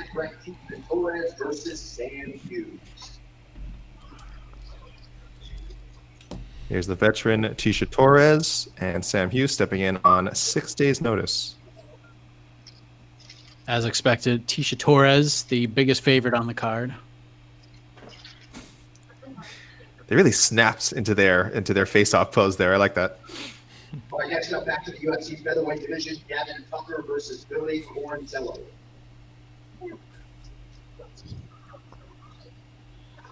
Big featherweight fight here. Possible fight of the night.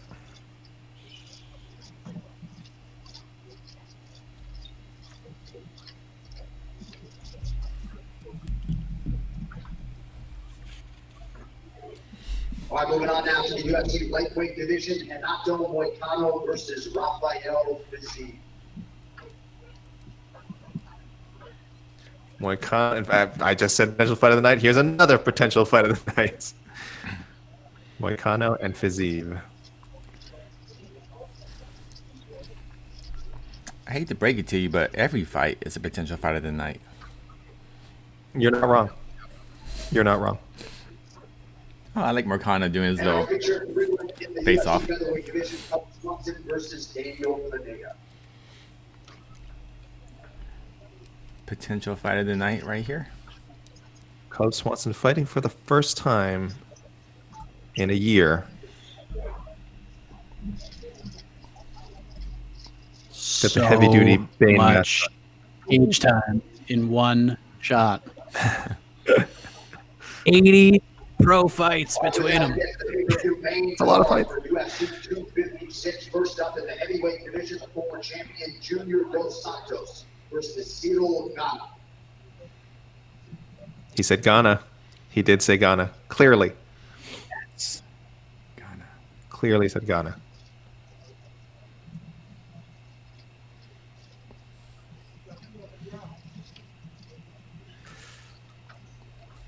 Former champion, possibly future champion. Our next up in the middleweight division, 15th ranked Kevin Holland versus Shakane Souza. Oof. Kevin Holland. Mike, is this also Kevin Holland's sixth stare down? He got the stare down as well, right? That the fight that was canceled.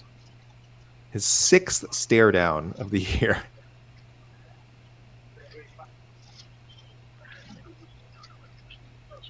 Kevin Holland has a ton of respect for Tucker. Hey, You guys missed it, but Kevin Holland basically jumped from behind the curtain to the stage, clearing everything.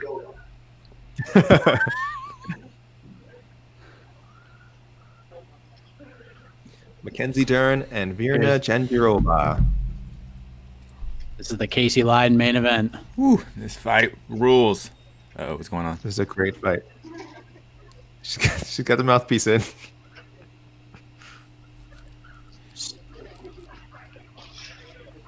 And good on both fighters for knowing which way to go off the stage. The first ones, I think, to smoothly exit. Of 2020. Women, look at this dumb men just walking everywhere, but these women, they got it figured out. Here we go.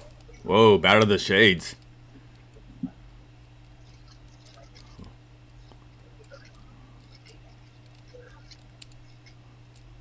Face forward.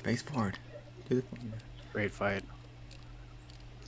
That was a lot. Yep. Okay. Okay. Yep. Yeah, I think Dana White was going to guide him off, and then he took it as like a handshake. No. Championship of the world, Deiveson Figueiredo versus the number one contender, Moreno.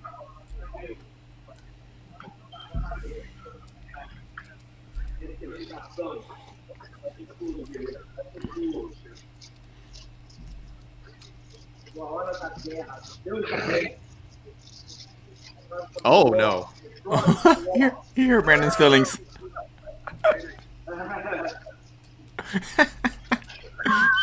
Oh, I love Brandon Moreno. It was all love from the assassin baby, but the champ, no, with the throat slash. One more sleep. We'll see you all right. All right. Looks like Dana gets to go out the different door. Dana, Yeah. I mean, he doesn't walk. pays to be the prize. Yeah, he doesn't go out the same door that fighters go out. So, are we waiting for a Dana scrum? Do we see a mic set up? Might be. Hold on. What's that? He was walking out like he was done. I'm trying to find out now. Oh, here comes the mic, so Dana will be here, it looks like. All Okay, right, should we just stay tuned? Nick here. And one quick announcement. Around 3:30 Eastern, we're going to go live for the UFC 256 preview show. We have a very special guest. Michael Chiesa is going to join us. So very excited for that. So get your questions ready. Woo! That'll be going down around 3:30 Eastern time. Let people know that Dana will be speaking. You can stay tuned right to this channel.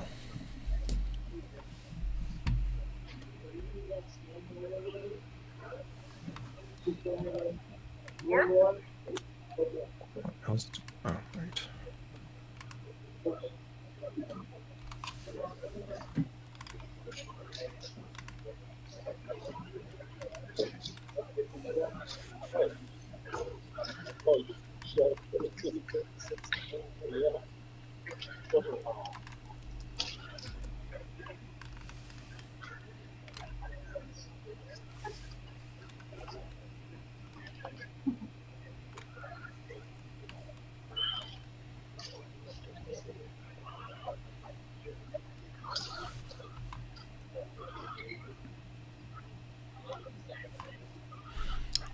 All right, while we wait, I will play some Waiting for Dana White music.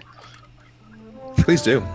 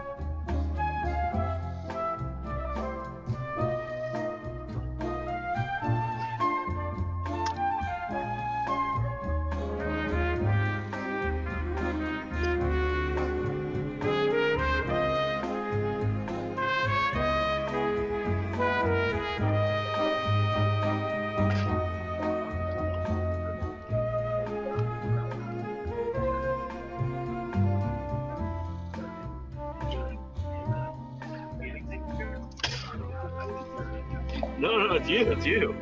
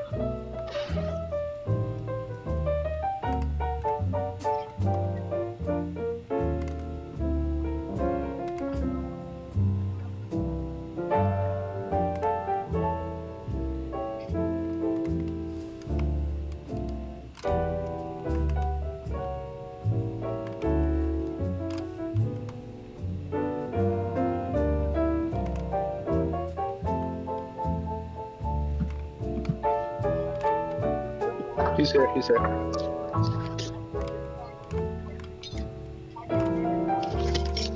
What's up, guys? How are you? Okay, it's the last pay-per-view of the year. Finally winding 2020 now. Are you kind of looking forward to getting to the break and kind of put this year behind you? Yeah, it's funny because I've been waiting. I've been wishing this year away for so long, and now that we're going into 2021, and I don't know if what I was expecting to be different. I think it's going to be a lot of the same. But we figured it all out. We know what we're doing now, so we have more of a direction than we did when this whole thing started. Are you looking at like any kind of revisions for next year and like how you handle things to kind of try to eliminate spike COVID tests, or maybe even like the vaccine? Would you try to encourage the fighters to get the vaccine? What's the plan? I don't know. Listen, we're always trying to get better at it, and I mean, if you saw the story that came out, we by far have the lowest positivity rate out of any other sport that's done it by a mile. And, we're going to continue to do what we do and get better. And I don't know about vaccines or any of that. I mean, people ask arenas and all this stuff. I have no idea. But I'll tell you, I'm not going into an arena until we can sell out the arena. I'll stay here. Fair enough. Well, as far as this week goes, flyweight main event. Flyweight headliners of the pay-per-view didn't always mean big numbers for you. Are you seeing differently with Deiveson? Is he resonating any more than maybe some of your past flyweight champions? Yeah, and the reality, first of all, this dude throws everything with bad intentions. His stare downs have bad intentions. I mean, this guy is a bad dude, and this is a great fight. Number one versus the champion. Doesn't get any better than that. And the card is stacked. This card is packed with great fights that you got to see. So that doesn't hurt either. Yeah, the co-main event, I think, is one that everybody's really looking forward to with Ferguson and Oliveira. These guys get bonuses all the time. John said that he thinks, a win here, he could fight for a title. Obviously, Tony's been around. Are you looking at this as kind of title implications? Listen, either guy that wins this fight could be in a fight title fight. Are there any updates, by the way, on the lightweight title? Have you had your meeting with the league yet? Have you talked to him? Do we know what the future of the lightweight division is? I'll meet him next month. Next month. Fair enough. I wanted to ask you, last week it seems like we were talking about Yoel Romero. This week it's Anthony Johnson. What can you tell us about that process and him basically leading the organization? Yeah. Listen, we love the guy. I have a great relationship with him. I've always liked him. Never had any problems with him other than a little weight cutting issues back at 170. But other than that, he's a great guy. We love him. We'd love to have him here. But it's probably better for him to go somewhere else. Did he say why he didn't want to be with the UFC? No, he does want to be with the UFC. Just didn't work out. You want him. He wants to be here, but it didn't work out. Ask him. That's his business, not mine. Fair enough. Last thing for me, I know you normally say the legal stuff, you leave it up to the lawyers to handle, but there was a pretty big statement made yesterday with the certification of the antitrust suit. Do you have? I literally know nothing about it. So do you literally know nothing. Not one thing. Potentially, I think they could be like $4 billion worth of damages awarded. I mean, does that concern you at all with the not future even a little of the company? bit? It concerns me so much that I don't even know anything about it. Fair enough. Thank you. All right. Hi, Dana. Hey. Is this something of a crossroads fight for Tony, right? Because if he loses to Charles Oliveira after the loss to Gaethje, you know people are going to say, "Oh, his day's done." Do you think he needs to look impressive to keep up there? Otherwise, he risks falling right down the rankings. What's the question? Is this a crossroads fight for Tony? In that, if he loses to Charles, people are going to start saying he's done and his best days are behind him. I don't know what people are going to say, but I mean, we all know that Tony's dangerous in any fight. I don't want to take anything away from Gaethje, but Tony does some crazy things sometimes. Tony does things that don't make sense sometimes. And I don't think that Tony should have made weight when he didn't have to fight and then had to turn around and make weight again. Care how tough you are, how long you've been doing this, that takes a toll on your body. I believe personally that it impacted his fight against Gaethje. We'll see. We'll see tomorrow night. Oliveira is a bad dude everywhere, on the feet, on the ground. He's dangerous. Stylistically, you couldn't have a more fun fight than this co-main event is. I mean, when we made this fight, the day in the matchmaking room, we were pumped about it. So we did it. We got here. We got through COVID. Everybody made weight, and here we are. So this is a fun one, man. If you are a fight fan, tomorrow night's card is the last card of the year on pay-per-view, and it's a badass card. The jiu-jitsu matchup with the women is a badass fight. I mean, you just go through the whole card. Holland and Jacare, and the list goes on and on. Yeah, I mean, even opening up with Junior Dos Santos and Ciryl Gane. Exactly. What's the upside for someone like Ciryl Gane? If he beats Junior Dos Santos and he's, look at the guy's huge, does he have a great upside? There's nothing but upside. I mean, he's ranked number 14, and I think JDS is number 7. Nothing but upside. It breaks him into the top 10. He's one of the biggest, scariest, hard hitting dudes in the division, and he moves like a middleweight. There's nothing but upside for that guy. And plus, he's had we've all had a rough 2020. He's had a really rough 2020. I mean, fights have been falling out left and right for this guy. He's here. He's going in against a guy who can break him into the top 10 with a win. Nothing but upside. And in that division, I know that you hate this sort of stuff, but do we have an update on the title fight between Ngannou and Miocic? Have you got a date in mind for that fight? No. Okay, cool. Thanks, Dana. Yep. Dana over here. There's a lot of talk about what could be next for the winner of Figueiredo and Moreno. Cody Garbrandt's out there. You got guys like Askar Askarov making their way up. I mean, have you thought about what you would prefer following Saturday? No, I'm just pumped for Saturday. I'm just looking at that, and this is the last one of the year. Then I'm going on vacation, and I'm not thinking about anything about what's next in that division. Just Saturday night. Not for nothing, but has Henry Cejudo said anything about being intrigued by Figueiredo and anything like that? Have you spoken with him since? No, Henry Cejudo's retired. I haven't talked to him at all. Just an update. Obviously, when you see the lightweight division in action, people are talking about what's next. Is there any update on Michael Chandler and who and when we might see him? We're working on that. We'll have something for you guys soon. My final question. There are a lot of fans. They love coming out to watch UFC live. We know the state of things are, but what would you say to those fans who are just like, Dana, we miss coming out here to watch it? I don't blame you.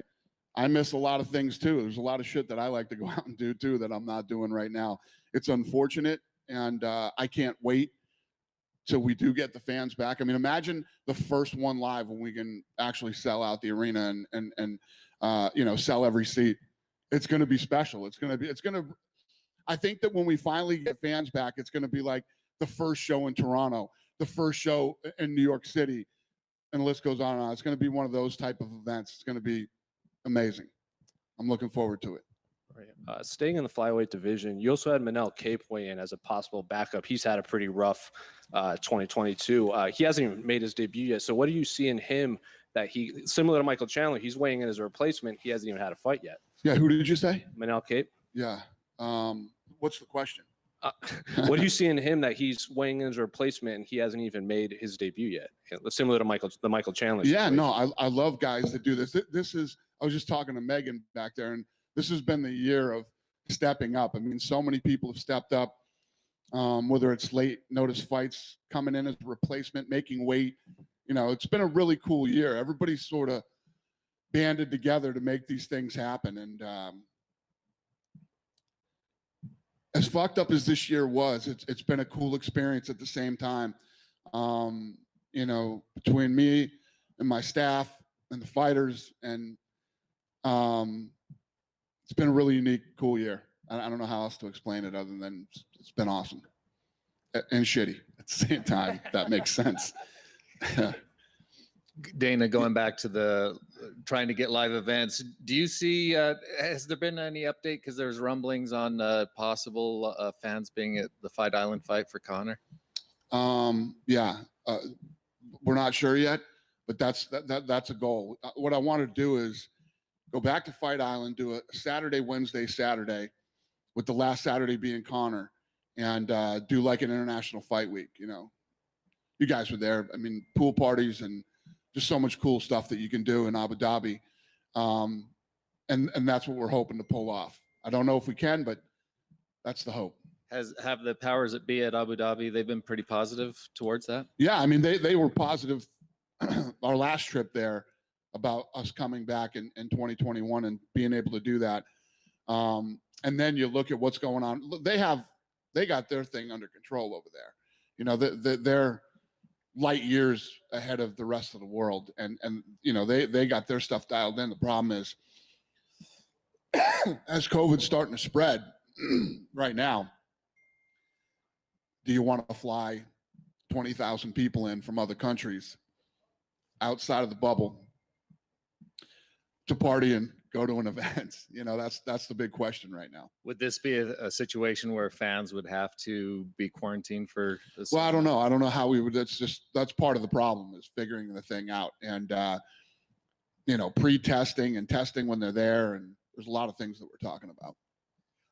Do you see the live events happening outside of the country, outside of the United States, before they actually happen here first? I do. I think so. I mean, we could do them right now if we didn't have to quarantine for 2 weeks. We can't go do an event somewhere, sell it out, and then have to quarantine everybody for 2 weeks. That we can't do. I mean, we have fights every Saturday normally, you know what I mean? So it would be very hard to do, especially with our staff and officials. The list goes on and on. One more thing. You mentioned there's been positives for this year. A lot of people look at 2020 as being a cluster. What would you say are the highlights for the company, for the UFC and the sport? The business. I mean, the numbers have gone like this. We broke every record this year except for Live Gate. So didn't lay off one employee, honored every fighter contract. You know, everybody made money. We didn't cut anybody's salaries. Just it's been a win-win-win over here as far as the business goes.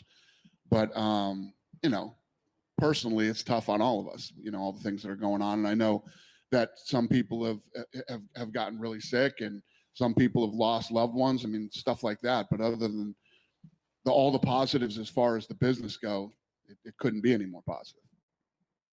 Thanks. All right, bud. Good? All right, guys, thanks.